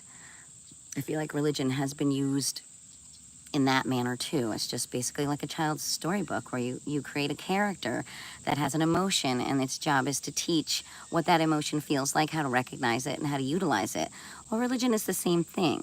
I think people need to have something to grasp onto to feel like their belief is going to keep them grounded, when in fact none of us are grounded. I mean, we're all energy trapped in a human body, you know, and you can make your energy do lots of things. I mean, when you sing, when you dance, when you make music using instruments, even when you hum, you're radiating energy that you don't even realize you're radiating, and it's incredibly powerful. Just the power of touch. I mean, you can heal somebody with your touch. You can relax somebody. You can do so many things with what we already can do. And to me, that's positive magic. But you can also strangle somebody with those same hands. So there's your evil and your not so evil. So I think religion is fascinating to learn about. I don't know that my faith and my beliefs will ever change. No, I'm single. I'm okay with that. Right now I have a bit of chaos in my life, and these are my BFFs. See? She's just sitting here chilling by me. Hey, Rowie. Look up. Rowie. Hi. So, you know, keep it simple. Keep it simple. They'll eat anything. Doesn't matter what he wants to eat. Just comparing it to my... Anyways, I hope I'm not insulting you, Mont, or Liz. I just, I'm always willing to hear and learn where the thoughts and where the meanings come behind, but I have a hard time when I see wars and fighting and judgment on people based on religion, because to me it's intimate. It's just like having a romantic relationship with somebody. It's really nobody's business. You know, it's what you have between yourself and that religion. And like I said, the other person that I spoke to about Islamic, the way he explained it, he seems very content and that it brings him peace. He shared mostly the positive. I don't remember him sharing anything that I would have thought was negative, and he seemed very content with his life and within that religion, and nobody should take that away from somebody. My friends are toxic. There's definitely, like, there's your devil side, and the balance is you recognizing what's toxic for you and removing yourself from it. Being able, like, listen, I've experienced this wholeheartedly, and I did that. I took 10 steps back. I didn't pretend to be social with anybody I knew that I didn't belong being social with. So instead, I studied, and I watched, and I listened, and I paid attention, and I don't think even half the people that I was around that felt toxic to me even liked one another. You know, and the more I learned about how they felt about each other, made me not want to get closer to them. And that wasn't even just including how they treated me. And sometimes I would tell them things just to see how they would respond, and also to see just how fast it would go from this conversation to that conversation. And then, you know, like the telephone game where, here's an example. So the storyline says that I, for example, go down to somebody's vehicle on the road, and I have my dog ball thrower in my hand, and I'm concerned about this person's welfare as they're arguing in the car. So I tap on the window with my ball thrower, offer her a safe spot in my driveway. It's just, she need anything? Is everything okay? She was visibly upset. I could hear them. A man on a phone with just as loud a voice as hers. And then the storyline turns out that apparently this person came to my door asking for assistance, knocked on my door, and I said, go away. Okay, so that's how quickly the truth can turn into the demon. You know, that's what rumors are. And you can see the truth as the good part, and then you can see the demon as what people do to that truth in order to make it benefit their narrative or how they want to see that situation perceived by others who were not involved and didn't hear it firsthand. So, I mean, that's why I try to apply it, and that's why I don't normally lose my shit over anything. I'll let you know when I'm angry, disappointed, and upset with you, and I'll make you understand just how angry and upset I am with you.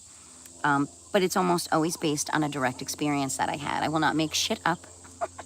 I will not fabricate a scenario to please anyone's ears. But so I totally get it. And so your balance is you recognizing and respecting when your system, when your spirit feels unbalanced due to the energy coming from other people. You know, maybe you have a god in the Hindu religion that you could look to for guidance with regards to discerning whether you are in the right environment or not. I don't know, but you're right. There are a lot of them. And the artwork is outstanding. I don't know much about Islam artwork. Do you guys have a lot of representative? I know there's a lot of prayer. But I know I've had a lot of Indian families through my classrooms, and gosh, their jewelry, their what they wear, absolutely beautiful. I mean, the care that they take in, I mean, I think I went to a wedding once, and it was just extravagant. So I know that there's a lot put on there. Oh, did I have a crush on any guy? Sure, you're gonna have a lot of crushes in your life. Am I currently crushing on someone? Sure. You know, a lady can dream. But you know, that's what crushes are. As soon as you end up with that kind of scenario, you then have to take 10 steps back, and you have to realize a crush means you are probably going to get your heart crushed. And if that person isn't meeting you halfway in your communication and your honesty and the depth of feeling you may or may not have for them, if they don't meet you halfway, it's a crush. And you have to immediately label them as a crush, and then you also have to then accept the feelings that align with having a crush, which is a little bit of hurt and disappointment, but you can't really hold that against that person because, again, you can't make someone have a feeling for you. I mean, it either exists or it doesn't. But anybody that I have a crush on, I care for deeply. So it's never based on physicality. It's never based on chemistry. It's based on like man, I really wish that I could get to know that person better. Like I see something in them that I would want to get closer to. And I don't just mean physically. So my crushes have nothing to do with what they do for a living, whether or not they have money, how handsome they are, and typically most of the people that I've had crushes on, I have natural chemistry with, which means we have a good banter, which is typically where the crush begins. If you can make me laugh, there's a good chance I'll talk to you longer. And the longer I talk to you, the more I'm apt to be interested in who you are and what makes you tick that way. But yeah, crushes suck. But when you're younger, you're going to have a lot of crushes. And if you're lucky, those crushes are going to also teach you how to discern who to get close to and who not to get close to. Because, Mont, that would be a scary story. Those kind of scary stories. I guess we lost him, Liz. We might have scared him away. I don't know. I don't know why he thought that was scary. Not scary.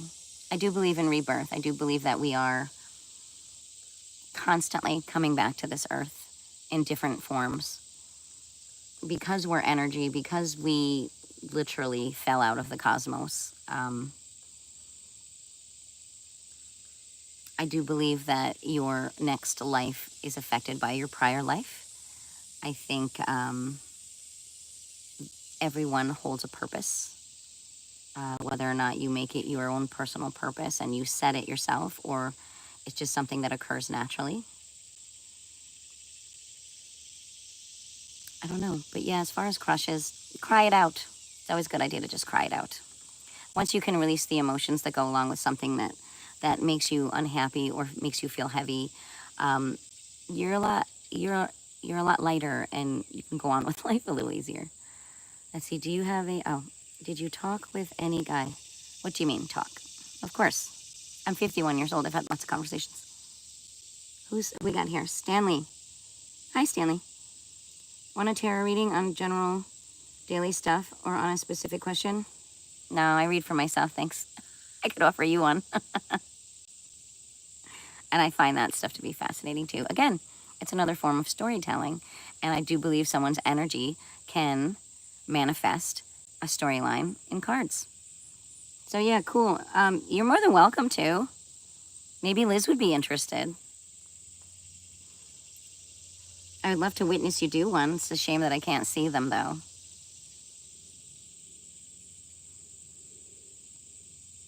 So like here, so Stanley, quick question though before you disappear. A lot of people disappear.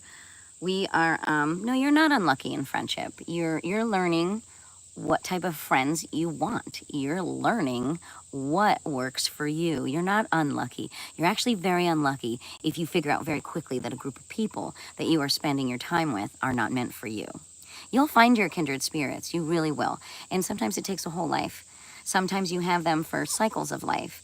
And you want to find like-minded and like-heart people, because those are the people you can have a real conversation with. Those are the people you can let in and share your thoughts and feel safe doing.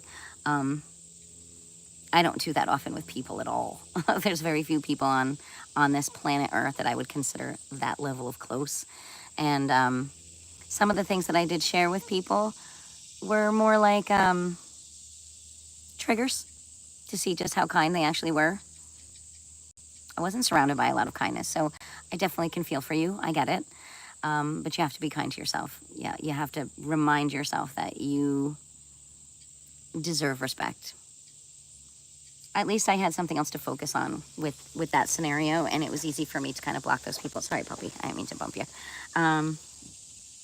Yeah, so Stanley, but don't consider yourself unlucky. Go ahead, you can open it. Go ahead. Do it yourself. I'm getting the funniest look from my dog.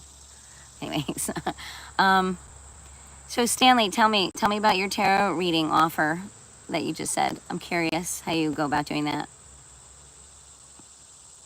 Oh, no worries. I know it's late by you, and I really, again, I appreciate you staying on and elaborating. And I'm sorry we scared Mont away, but I think it's awesome that you felt you were comfortable enough to share a little bit about who you are and what your faith is. Good for you.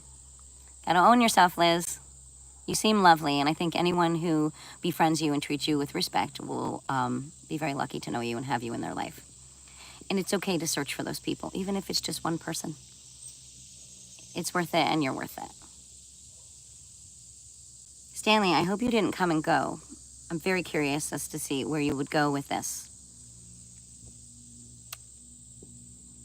I could bring out my tarot cards, but I like the person that I'm reading for to shuffle them. It's not my energy. And besides, typically when I do it, the person who's sitting with me reads them. They end up reading them in place of me. The last person I read cards for, or displayed cards for, a lot of it had to do with wonderful things that were happening. And she's also in a relationship with somebody that she can't necessarily put her finger on what it means. And she didn't bring this person up. This person didn't come up in the entire reading. It was a very one person perspective based read. And at the very, very end, I said, all right, I think you need one more card. I just, and sure enough, the last card that flipped out represented literally the sign of the place where that person she's in a relationship was located at that moment. Like the insignia of the sign where that person was the exact image on the card. And I found it interesting because I said to her, I said, you do now realize that that particular person is just an outskirt and a support for you.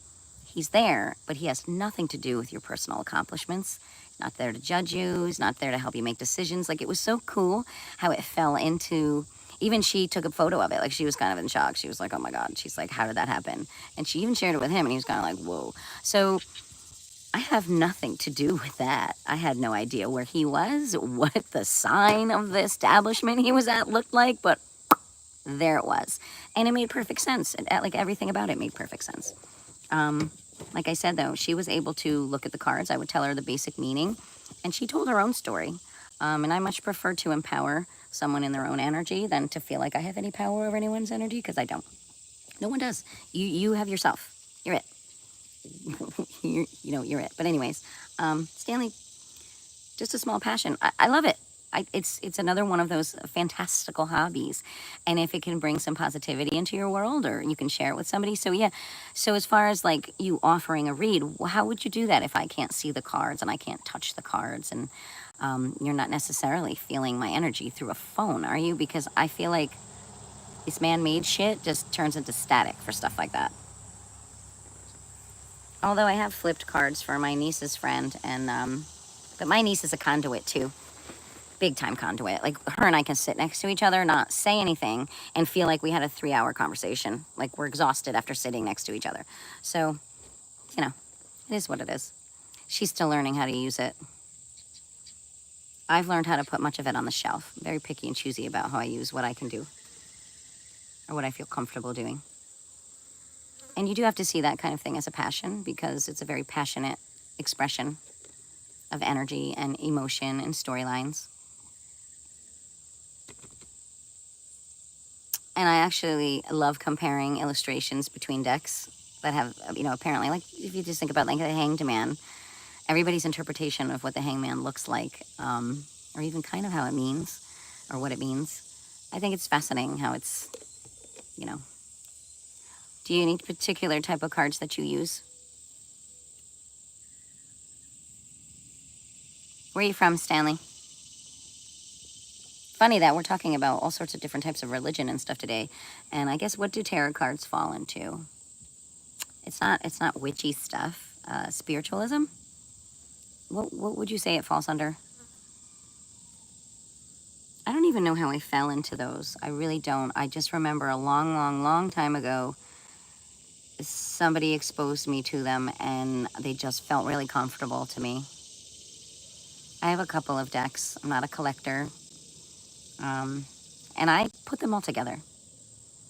I don't keep them separate from each other. I shuffle everybody in, and sometimes I pick one from the first chunk and 5 from the next, whatever. I tend to let it read itself. How do you do it? Like, give me some philosophy on that. See, today was really a metal detecting day where I was going to share some items that I have found in my very old yard. And I was kind of hoping I would have a revisit from somebody from 2 days ago who showed and shared an interest in it. Luckily, I had 2 wonderful people this morning who entertained 3. And that was really fun because I never get to share this stuff with anybody. And none of it's really excellent. I have to keep digging. I have to find more. But as far as tarot cards, Stanley, please, I'd like to have a conversation with you if you're willing. If you left, that's okay too. Let's figure this chick out. Let's see what she does. I heard she reads tarot cards. She does. Like, I feel like, what's going on here is just like, all right, let's see what her feeling is on this. I feel like I'm being interviewed today. And it's I got the job, right? I'm just fucking with you. Stanley, I'm just fucking with you. But that's how I feel sometimes on here. It's a test or it's not a test or, what are you going to do? I can read it better here. You can feel energy just by engaging in conversation. Specifically, if you are a face streamer talking to us, online readings are more relaxed and more like fun. Ooh, see, I prefer being next to somebody. My favorite thing is like, here, I always just give them the cards. I'm like, hold them, shuffle them, do what you want with them. When you think you're ready to have a reading, put them back down in front of me. And people are always like, what? Ooh, what? What? You play cards? You play Uno? They're no different. Just shuffle them. Like, that's funny. But yeah, okay. Do you want to go ahead and give me one? If you think I have a good enough energy, I just wish I could see them. I just think they're beautiful to look at sometimes. And I probably wouldn't need your assistance reading them if I could see them, but go for it. Pick 7. Sure, 7 card. First 7 cards to fall. You decide if you want one at a time. I don't know what your rules are. You know how sometimes when you shuffle, little crazy shit happens. One goes flying. Like, I don't know how you read yours, but 7. Whatever you have to tell me through your tarot cards, you're going to be able to tell me with 7 cards. That's the energy I'm sending you. Stanley, you could take the challenge on or not. It's all your call. Oh, no, we can't schedule. You got to be on the fly. Want me to go get my cards and give you an on-the-spot reading? That's how you got to do it. Energy is fleeting. Energy is fleeting. You should easily be able to capture a 7-card reading for me if you can do what you say you can do. Think about it. If I'm still on in an hour, you can do that for me. But I don't think I've ever scheduled an energetic exchange. I think that just happens when it's supposed to happen. But cool that you asked, Stanley. Thanks. I'm not often the person who gets reads. I'm usually the person who offers.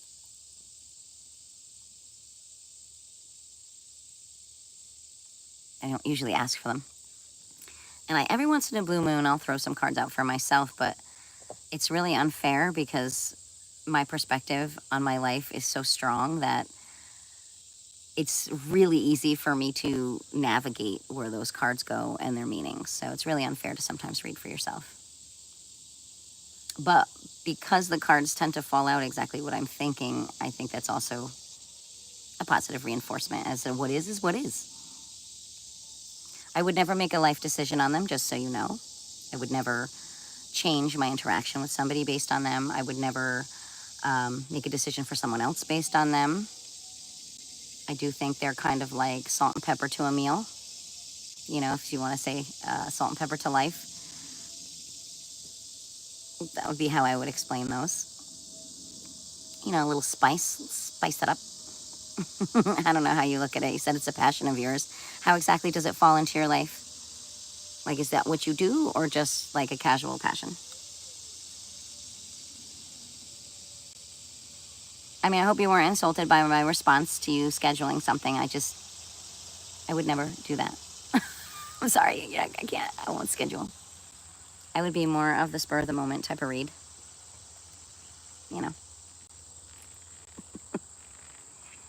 You know, there should be no pressure, Stanley.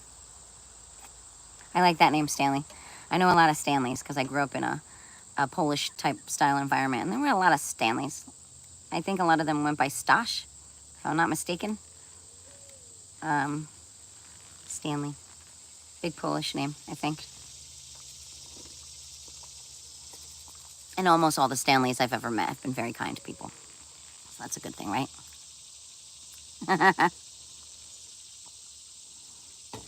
I think I might have to go get some ice in my cup. Once the sun cooks what you have in your cup, it's no longer cold and refreshing. It becomes like hot cocoa.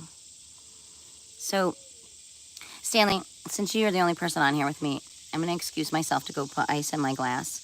And if you feel like flipping some cards, drew cards while focusing on the energy. Oh, no. Good. Let me go get ice. And I'll be right back. I'm so delighted that you did that. Excellent. 7, right? 7? Okay, gather your thoughts. I'll be right back. Oh, cool.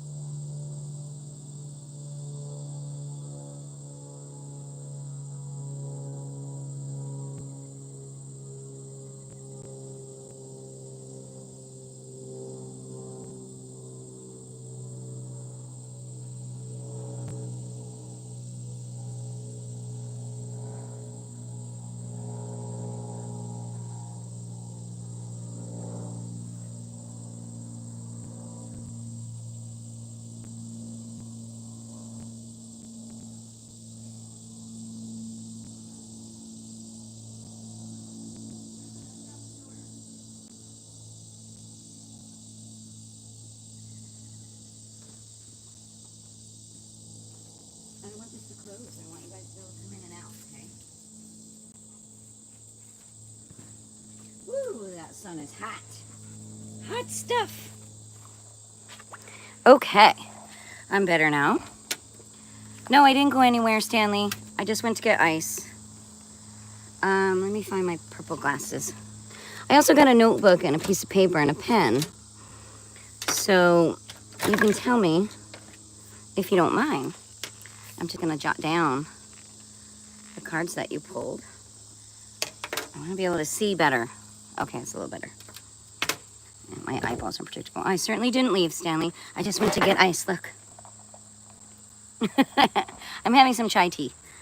And I don't want it warm right now. Okay, so I drew cards while focusing on the energy that you sent me. You seem to know more than I do. Oh no. Don't assume that. Looking at your past. Okay, hold on. Oh, so you break it down as in like pieces of time? Six of Cups. That's a great card, depending on what's around it. Something from the past shaping what's happening now.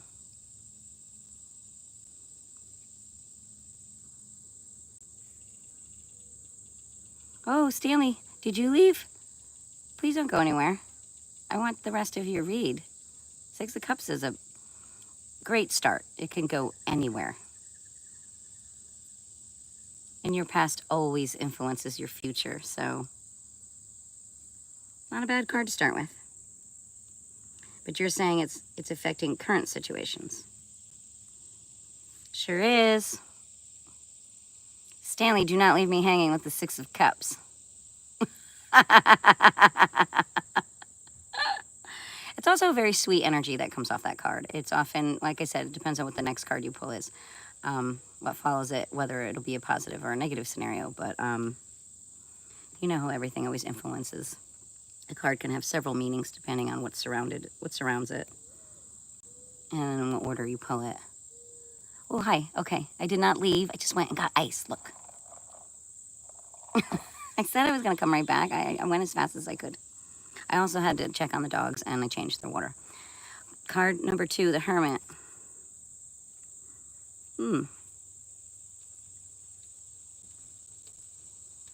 Okay, you have a meaning behind that one, Stanley? And how it coincides with the Six of Cups?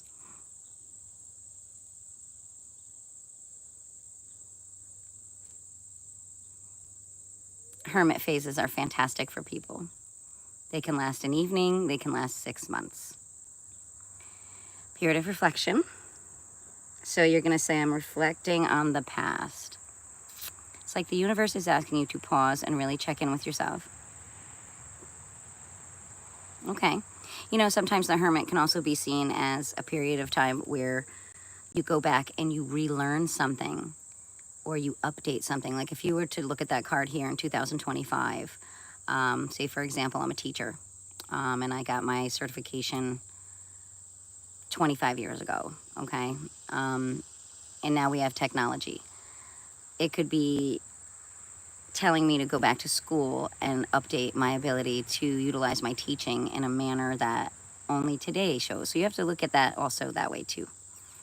You know, wow, it could be people, relationships with people, all sorts of stuff. Or it could be asking you to kind of just think about a memory, a single memory that you had. Okay, I'm already trying to like decipher what you're giving me. Thank you. I really appreciate this, Stanley. Thanks. Okay.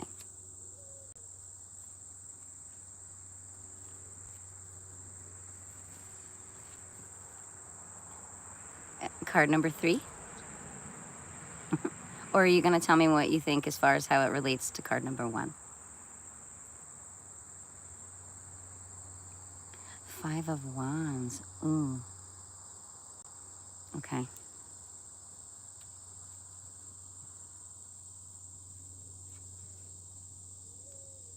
Fives are tough. Almost all the fives are tough. Fives, unfortunately, fives harbor a lot of heavy emotion in the cards. It depends on, doesn't even matter what 5 of anything is. I'm glad it wasn't swords, but you know what? I think crazy, chaotic energy and rumors could fall into this one. Or really negative happenings from your past. Oh, wow. So say, for example, if I was abused when I was younger in my Six of Cups world, and I took some time out to remember all of my past happenings and memories and things came to the surface, there you go with your 5 of Wands. I don't know what I would do with those 5 of Wands, though. I think this is an excellent read already because I'm not sharing everything that I'm thinking with you, just little ideas. Great, Stanley. Where are you from, Stanley? You didn't tell me where you were from. If card 1 was part, Card 2 is present. Oh, past. Card 2 is present. Card 3 is immediate challenge. Energy around you might feel scattered, like there's friction or little conflicts happening. If you could take out the word little and replace it with enormous, you might be onto something.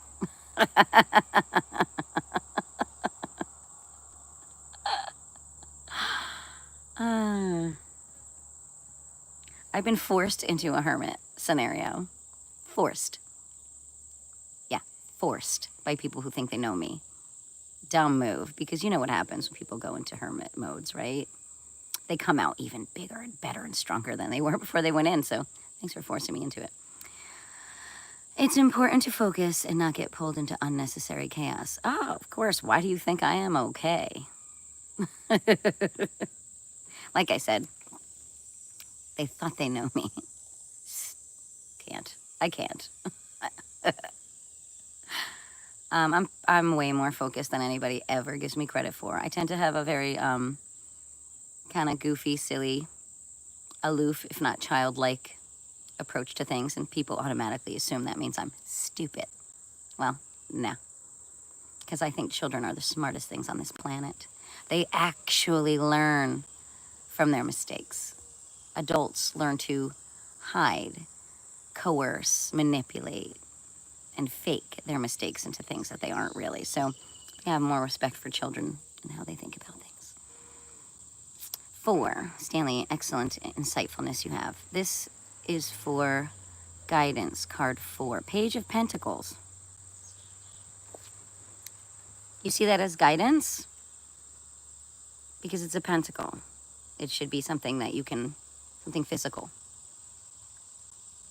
Could it be a person? Someone offering guidance, like an actual physical person? Can you see it that way, Stanley?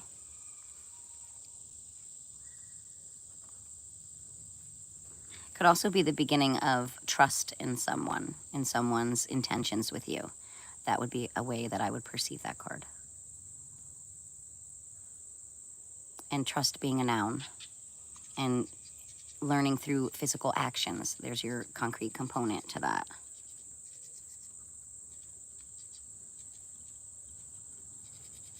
Coming off the 5 of Wands, though,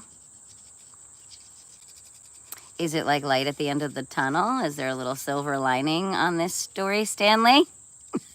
We only got 7 cards. Okay. What guidance could be pointing toward curiosity and learning? Stay open to new ideas. Practical steps. Oh, very good. I like that idea too. Practical steps. Right. Okay. Everything I'm doing, even what I'm doing with you right now, is brand new. So I feel like I am totally, I'm a page of a lot of things right now. Even though I've mastered many things in the past, I'm always returning to the page stage. Gotta start somewhere with everything.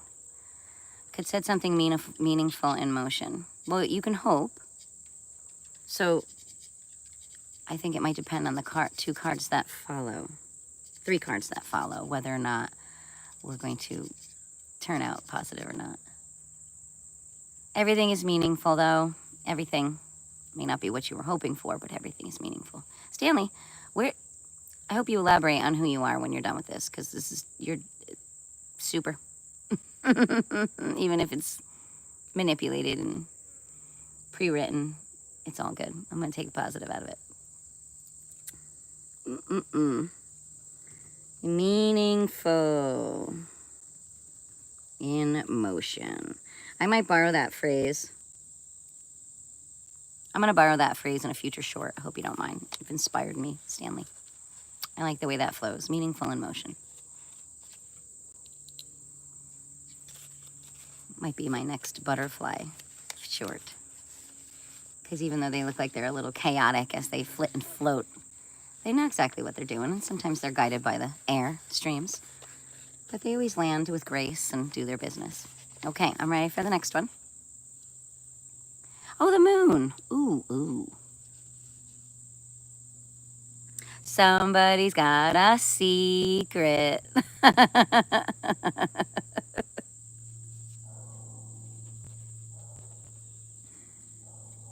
I love the moon.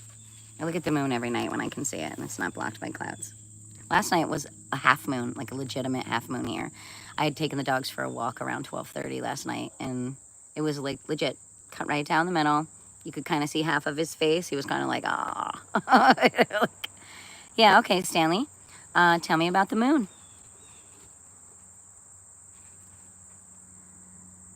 The moon with a page of pentacles to me tells me somebody has a surprise or a secret. Or they know something you don't know, and if you continue to make the right choices, it'll end up something meaningful to both people. If you fuck it up, you will miss out. Because the moon is phases. So if we're at the pentacles, we're at the very beginning of potential. Okay, carry on, Stanley. And considering I looked at a half moon last night, that could mean I've already taken a few steps forward. Because you always have to apply this shit to like your own reality. That's how I'm gonna read that. Maybe I'm halfway there, Stanley. I told you I would have a hard time just sitting quiet. I have to. Okay, what's your thought then on the moon, please? I like your interpretations though. You use great phrasing. And already you've shown me perspectives I didn't recognize right away. So good, keep going. You're great at this. You're great. I see why it's a passion of yours, and I think you should continue it. I think a lot of it is getting comfortable with the language of the meanings of the cards. And sometimes you really have to look at the pictures, because the little details in the pictures can really change the underlying meaning of the purpose of a card. You know, like a hangman who has a smirk on his face, or a hangman who has a grimace. So you have to really look, you have to look at everything on a card. At least that's what I do.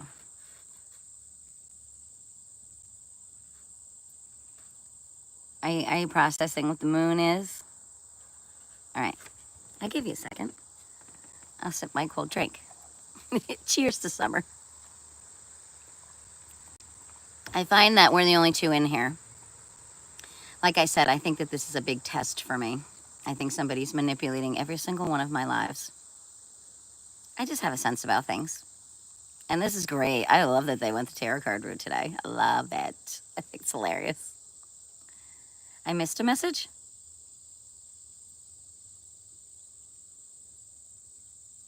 What did I miss, dear? What did I miss?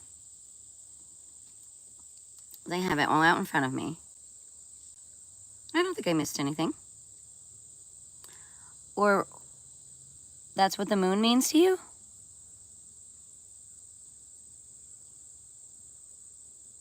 Oh, is this something that I missed that you typed earlier? I was literally scrolling the shorts feed and found you. Oh, fantastic.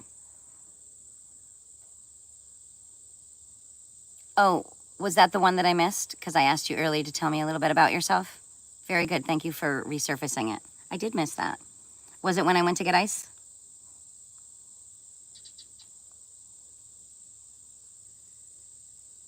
I don't see it, but okay.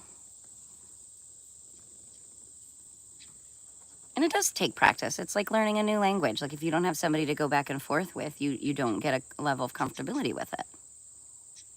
All right, the more you do it, the more it flows. Well, you can find me anytime if you want to practice this. And this is interesting. I can't wait to see what you think of the moon.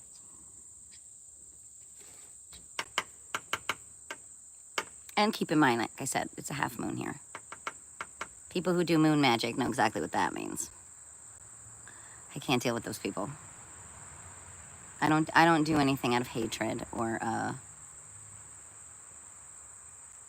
wouldn't do anything if I felt like it would bring negativity to someone. Should I say that? That's how I feel about that.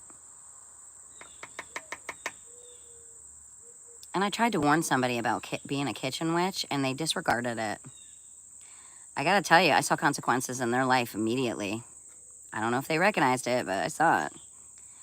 Don't fuck with that stuff, man. Don't do it. Stay on the lighter side of things. Stay on the lighter side of things. You don't know what you're messing with. The dark side is pretty dark. Oh, there goes a cicada. Yay, someone in flight. They're like fast-moving blimps. Okay, Stanley, what was your thought on the moon? But yeah, you know, I know what's going on here. Sorry, the effort is what? Such a compliment. It's a compliment to be fucked with. I'm just a normal human being, like everyone else. Okay. Well, I'm glad that you jumped in and offered, Stanley. I think that's just fantastic. So please tell me now. Oh, and a water dripped, almost like a teardrop on my book, right by the moon. And do you see it? I don't know if you. By the way, I don't believe in coincidences. And now the blue ink is bleeding into the little circle of water. Neat. Yeah, I'm still pondering the wands.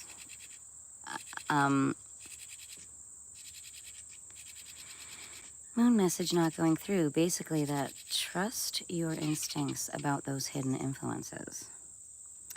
I thrive on my instincts.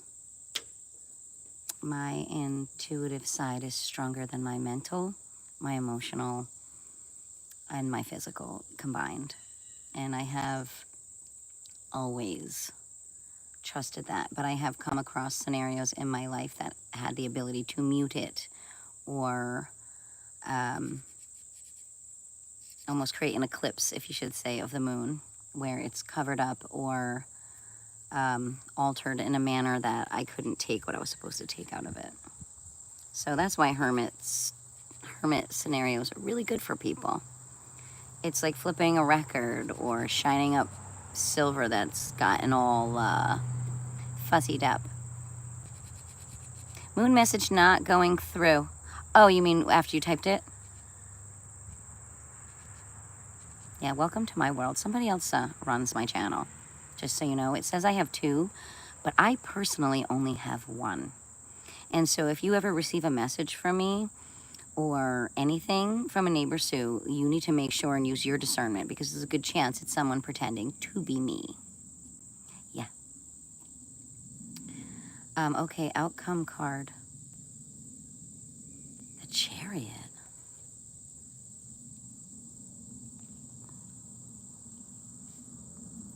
Well, yeah, go back and reiterate.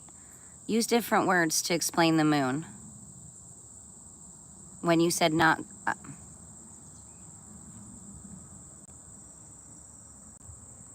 Chariot, huh?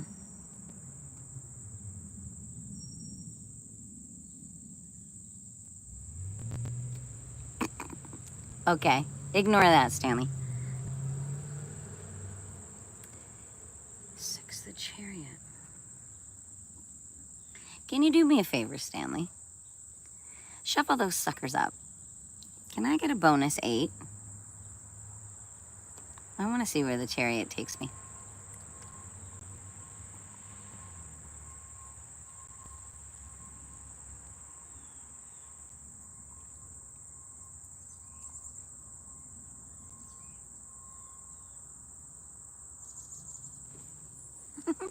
Can you see me in my little cart being pulled by a bunch of horses? I think everything in life is about confidence. It's not always about skill. But you have to pick and choose who you show your confidence to, because you can be surrounded by a whole bunch of people who do not deserve the positive consequence of you utilizing your confidence. See, that's what a lot of people don't realize about me. I'm going to show you what I want you to see, not what you choose to think you're seeing. Do you understand? Hello, everything. Everything. Stanley is giving me a tarot card reading. Oh, subtle energies. Okay, thank you, Stanley. Super. You are very good at this. Any chance you'll give me a bonus 8?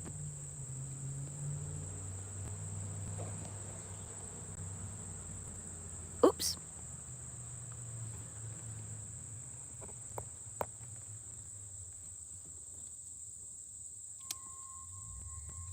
Wasn't that card 7?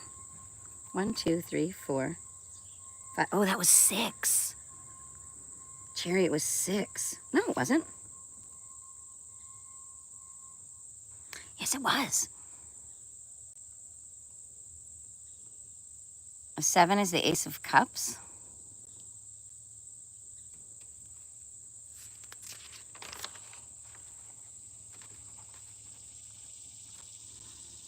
Are you like purposely giving me an extremely positive reading? Because there's really no other way to take this. I need an 8. 8. Stanley. Throw me an 8, Stanley. Throw me an 8. Throw me an 8, Stanley. Maybe I should get my cards out and reciprocate for you. Except I kind of promised myself a long time ago I would never, ever have a YouTube channel that had tarot cards on it. Although I love to watch other people do it. I just find people's... Oh, look at this. Look, look, look, look. Did you see it? Did it come through? I have a huge... Wow. That's the biggest swallowtail butterfly I ever saw. Did you see it? Oh, man, that was my chariot.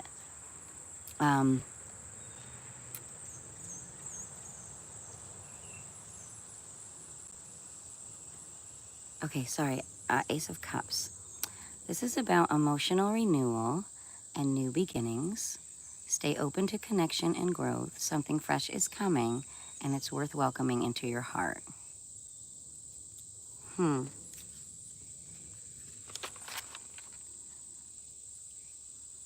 job, new connection, healthier mindset.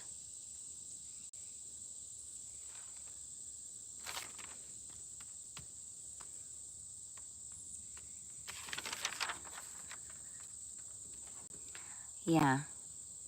Okay. Yes, please give me an 8. I'm hoping I'm giving you good feedback as far as what you look for when you practice. I have a very hard time not automatically processing what I'm reading. My brain is 10 steps ahead of my thoughts, and oftentimes leaves me in the dust. So if I've overstepped you at all, I apologize. I truly love people who read cards. I think people's interpretations are fascinating. And I also love, while they're doing readings, what's going on around them in their world. There's one lady that I watch, I'm not gonna say her name, but she is constantly manifesting what's happening in her real life through her readings. And I watch her and I'm like, I don't know if she realizes it, but she says it. And then like the next time I watch one of her readings, what she said out loud is happening in her real life. Like, she doesn't have any idea how powerful her words are, like, to herself. Like, I think she's constantly manifesting in her own world and she doesn't even realize it. But she's funny as all fuck, so I enjoy her. She's funny. It's like a stand-up comedian reading tarot cards. She's awesome. 9 of Pentacles. Wow, considering we started with the Page. We went from the Page to the 9. So dream big, I guess, huh? Like whatever that Ace of Cups is, like make it big. Don't be afraid to make it big. And if you're gonna throw confidence in there, it might as well be really big. Like instead of a baby step to change, it's gonna be huge. So instead of turning a page, I'm gonna get a completely different book off the shelf. That's how I'm seeing this right here, Stanley. Wow, that you couldn't have planned a more like positive reading. I would wish this reading on anyone.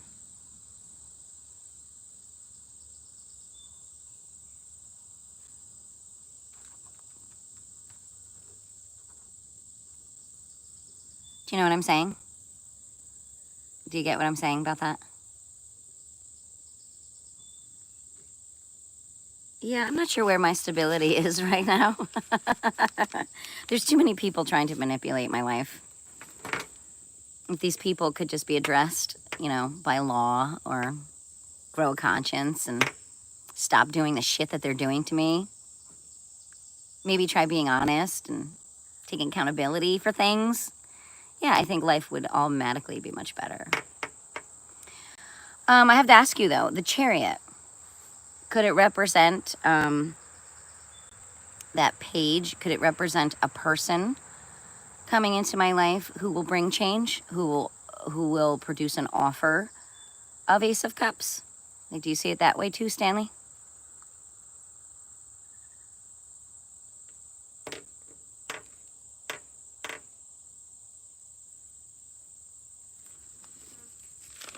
Because honestly, where I am in life right now,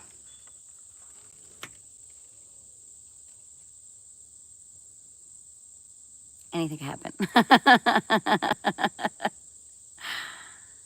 Reading shows that by trusting your intuition and staying focused, you can navigate challenges and embrace new opportunities. Growth, clarity, and emotional renewal are coming your way.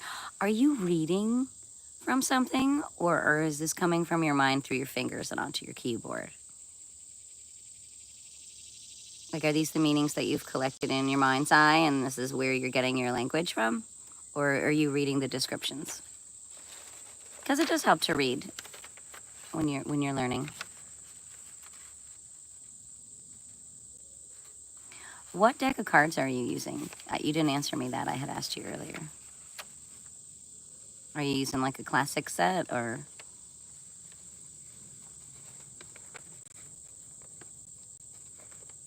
And do you use, I forget what everybody calls them, the cards that are more like overall philosophical aspects of life. What do they call those cards? They're not your basic tarot.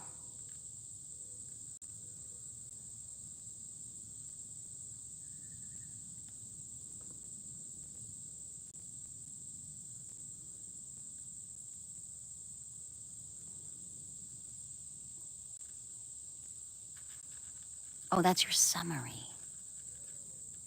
Yeah, I think I'm already experiencing all of that, Stanley. I never thought forever in my entire life that I would end up doing lives in my backyard in the summer of 2025, and I have no purpose for it. My channel has no meaningful content. Generic standard tarot, and yes, page could be a person. And it's not a person that's near me either. It's not somebody I know. And if it's somebody I know, they're far, far away.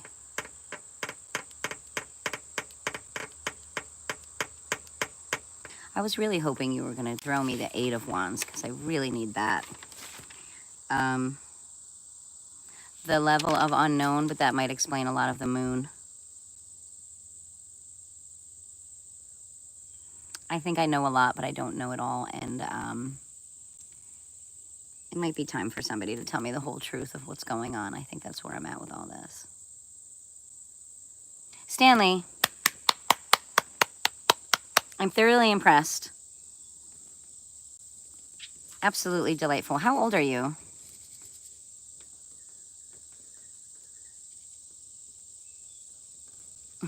You have to stay positive. You have to have hope. The minute if you give up on hope, you have nothing. I try to tell people that, and hope is a mindset.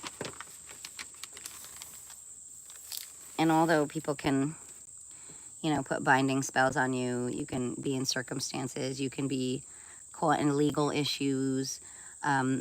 Like Liz said earlier, you can be around toxic people. I mean, there's so many things that can affect your mindset, but really the only person who can control your mindset and the thoughts and the words in your mind are you. That's why things like depression and anxiety, they can sometimes overtake people because they've forgotten how strong their own thoughts are. And they give power to those thoughts that just riddle a system. Yes, Stanley, I mean, I hope I have been helpful in your practice. I hope I didn't send you static, because I don't like to do that to people, but That was absolutely lovely. I would have been really happy for the person if I drew those cards for them. I think you may have a future in maintaining this passion, Stanley. And considering all the words that you chose to share with me, you did explain them all in a positive manner, which is also very helpful to the person who's receiving the reading. Because you can scare the shit out of somebody if you're not careful with your words. 26. Well, you're very welcome. You ever want to do something with it professionally or make an income down the road? Or do you just see this as something you'll do for fun for the rest of your life?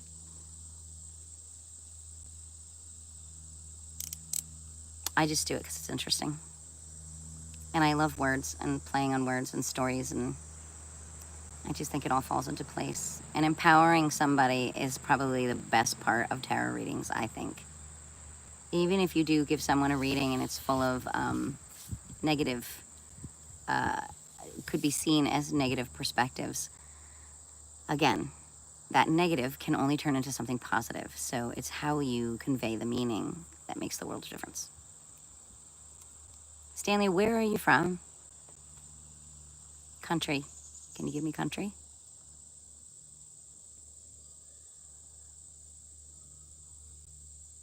Yeah. It's just like any amount of little facts and stuff. It's like any hobby or passion. Definitely keeps you sharp. It's a lot to remember. There's a lot to remember. It's a lot of work. A lot of brain work. But I'm honestly, you really couldn't have picked. I mean, this is kind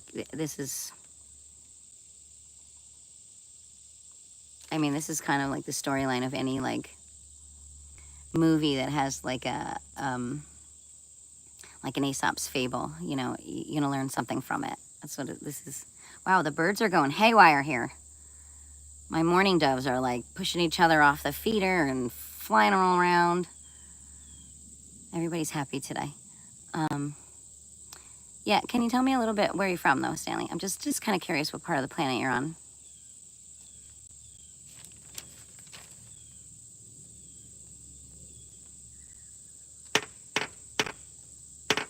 The only card in this reading that is still poking at me is the Five of Wands. Literally poking at me. I can feel it.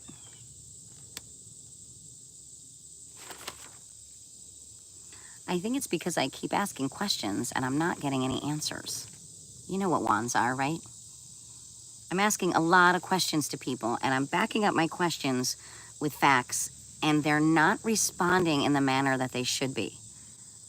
Like, how many times can one person evade a concrete, truthful answer? And I am sitting here sometimes in full-blown amazement at the effort people are going through to misconstrue, steer people around, or just plain avoid the truth.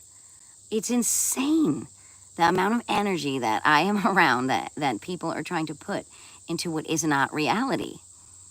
And it's discerning. It's really not discerning, concerning. Well, it's discerning too. It makes me not want to know these people. It makes me wish I never, ever spend any time with these people. Like, people are letting me down right now, Stanley. I'm just Five of fucking Wands. I mean, because, okay. Oh, you are from the States. Cool. Okay, so am I. Oh, you try to do it once a day? That's a lot of practice. They tell you no? Okay, but thank you so much. Hey, Stanley, maybe next time when you have time, you'll allow me to reciprocate the favor. This has been an absolute pleasure, and it's nice talking to somebody with a similar hobby as mine. I think you're absolutely delightful. Don't take any, don't let anybody who picks on you or laughs at you, whatever, you know. Everybody always does something that somebody doesn't like or approve of. Just put it in that category, and then put the lid on. But stay true to who you are. You have a lovely energy. Oh, cool. Thanks. Do you have a channel? Do you have, I didn't know you didn't when I opened it. What did you have, like 6 subscribers?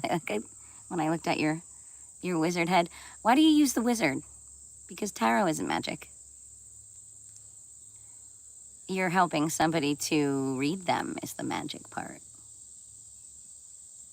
But thank you, Stanley. I think you made this day all worthwhile for me. I'd like to think there's a chariot on its way. But considering I'm all mixed up in paperwork, I think people think I'm dead, to be honest with you. I think I'm dead on paper. I think I'm about to find out a lot of information that I don't really want to find out. But you gave me a little extra hope with this reading, Stanley. I truly appreciate it. I hope you have a wonderful day.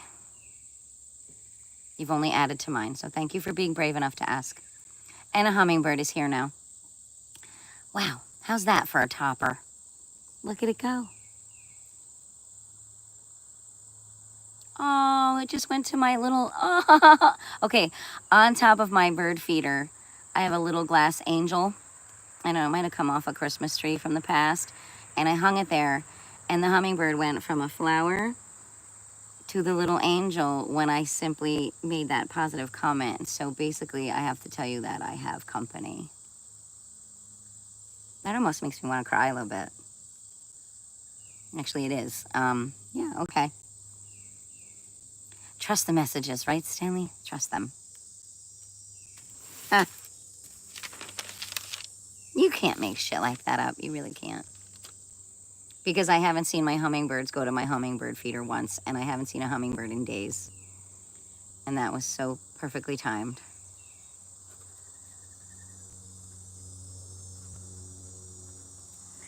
Wow, the connections. I just love the connections.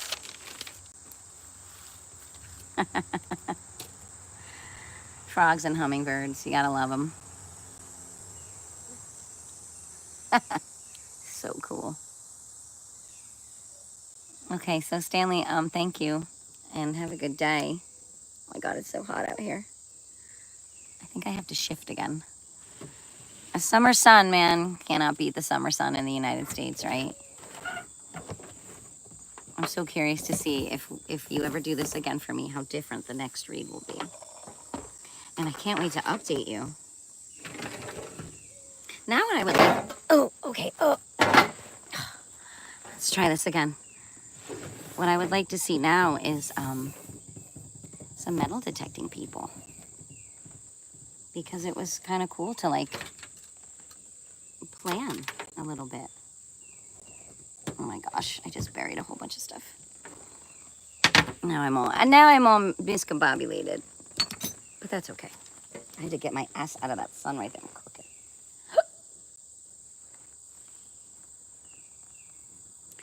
I want to show you the flowers that are behind me. I don't think you can see them though. I'm really not good at camera work. Alright, so I guess it's just me again, right? What's that number? Oh no, it says 2. Oh, it's probably the other channel person. Whatever. Very disappointed in whoever you are. Just gonna tell you. Look like a human letdown. Stanley, you kick ass though. Absolutely kick ass. Very if you have to look at it, oh, that's what it's caught on. All right, I gotta come around the mountain with this shit. It's gonna get ugly. All right, very good. Wow, what a really fun surprise that was. And if nobody's around, I'm gonna put the radio on. Nobody, just me. Gee, what test are you gonna throw at me next? I don't believe in coincidences. And that was way too random. But let's figure her out. Let's figure out what she does. Let's figure out what makes her tick. Self-knowledge is a beautiful thing. I would never claim to know anybody as deep as you should know yourself. You can't do that. Even a psychologist can't do that, or a psychiatrist, or you cannot. And because we are constantly, I guess the word would be evoluting. I don't know what the word is. But since we're constantly going through those types of changes. Okay, so apparently I'm being invaded on my Instagram, which I kind of turned off. So we'll do that in another month or so. Catch up on them. Hopefully somebody will pop in and want to talk metal detecting. My other passion. Or tarot cards is fun too. Or butterflies, because man, I got a swallowtail who is, wow. Let's see if I can wrap this one too.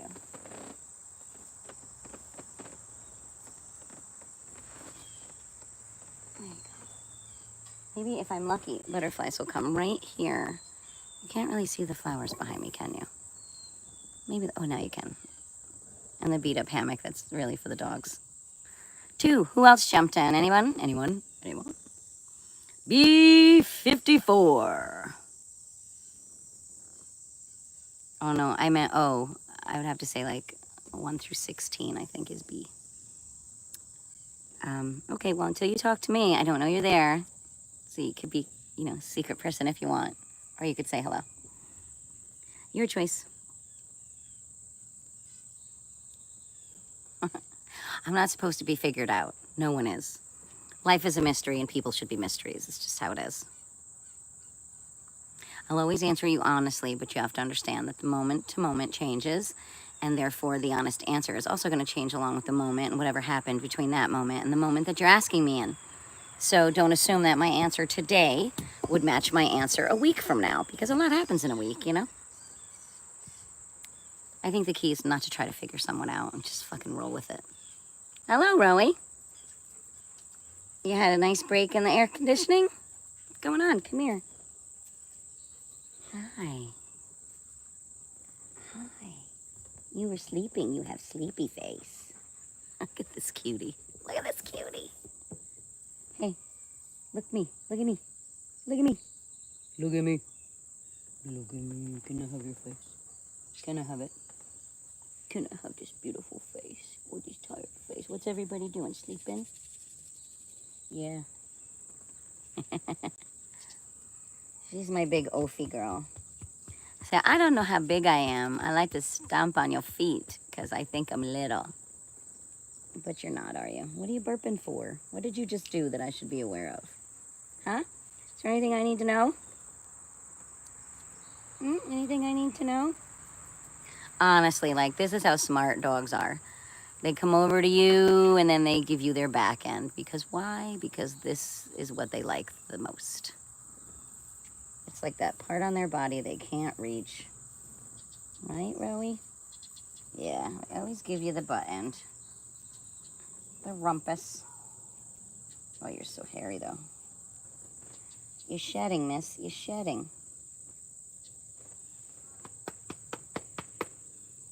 I know.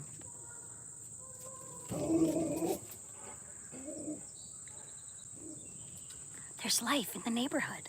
Oh, here comes Snell. Yeah, there's a lot of life out here today. Birds, butterflies, kids. The sun. I mean, you can't go wrong with today. I don't care where you are if you can get outside, as long as you're not in an area that's not safe. Because I know there are parts of the world right now who are going through hell on earth. And I think of you people all the time. And I wish it wasn't your world, and I wish it wasn't happening like that.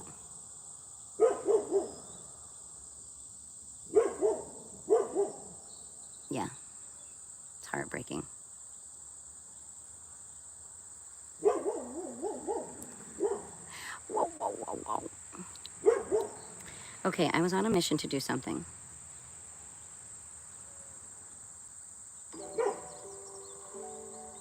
That's not real. Is that real?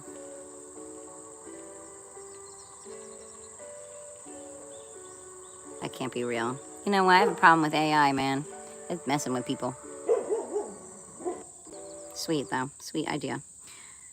Oh my God, is that who it is.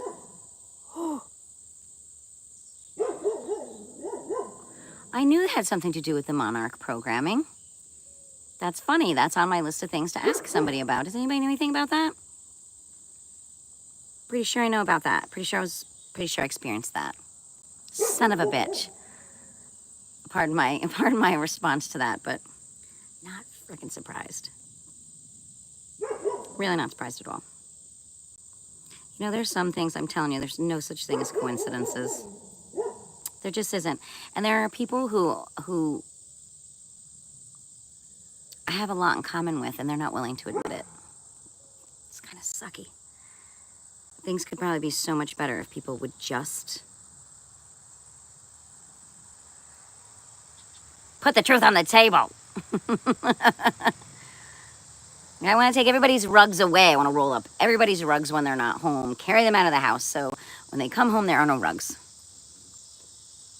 Let's see, does it work? Okay, it does. Well, see, now I just caught the hacker in another lie. The person who's manipulating my phone makes a lot of stupid mistakes. Like, they don't realize that what they do contradicts the message that they sent 2 days earlier. And the level of inconveniencing that they throw at you, I mean, they're nuisance. It's a nuisance. Okay, look. So where's all the new stuff? Oh, I don't like that. Out of control. Yeah, no, I'm not liking it. Did you ever get a vibe off something? Like a lightning bolt?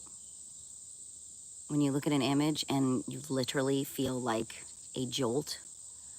And when I say lightning, it doesn't feel good. Well, that's all I'm getting off this, and I don't like it. But you don't have the heart to tell somebody? I'm not going to say a word. I'm just going to watch. But anyway, what are all the things?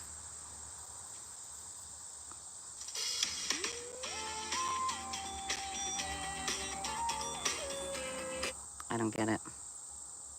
Did you ever just not get something? A lot of things right now I don't get. But I don't care. I'm letting it go. So yeah, where is it all? Oh, I have to keep my mouth shut about this one too.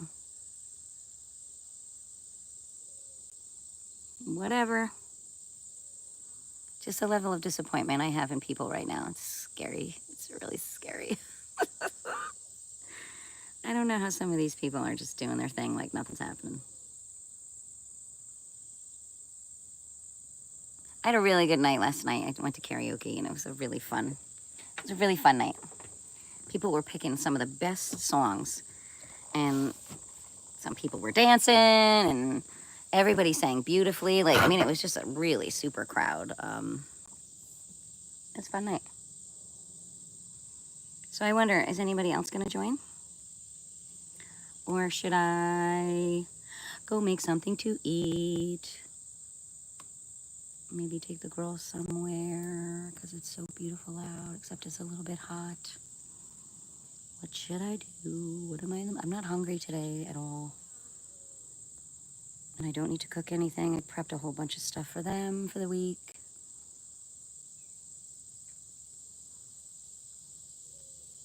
I'll sit for a minute. Maybe somebody metal detecting will show up. Maybe not. I could take my blankets off the line. Does anybody hang up their clothes anymore on a beautiful day? I'm sure they're dry. Nobody's on here, so maybe I'll just go running quickly, just pull them off the line.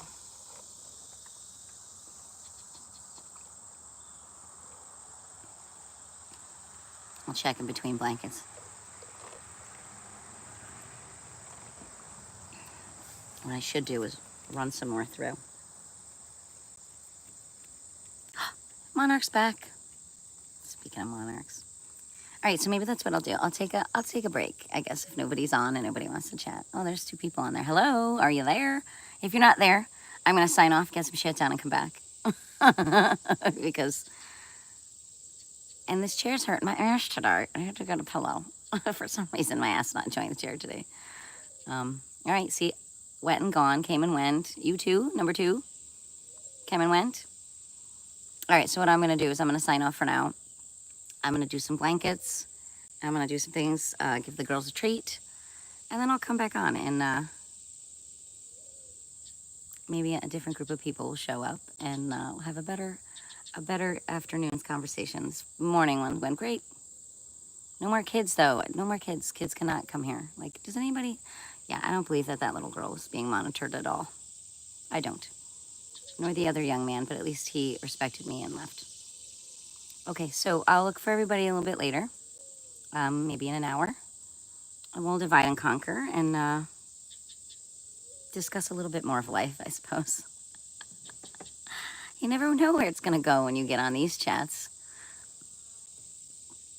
I'm all for it. So anyway, okay. See you in a little bit then. Bye for now.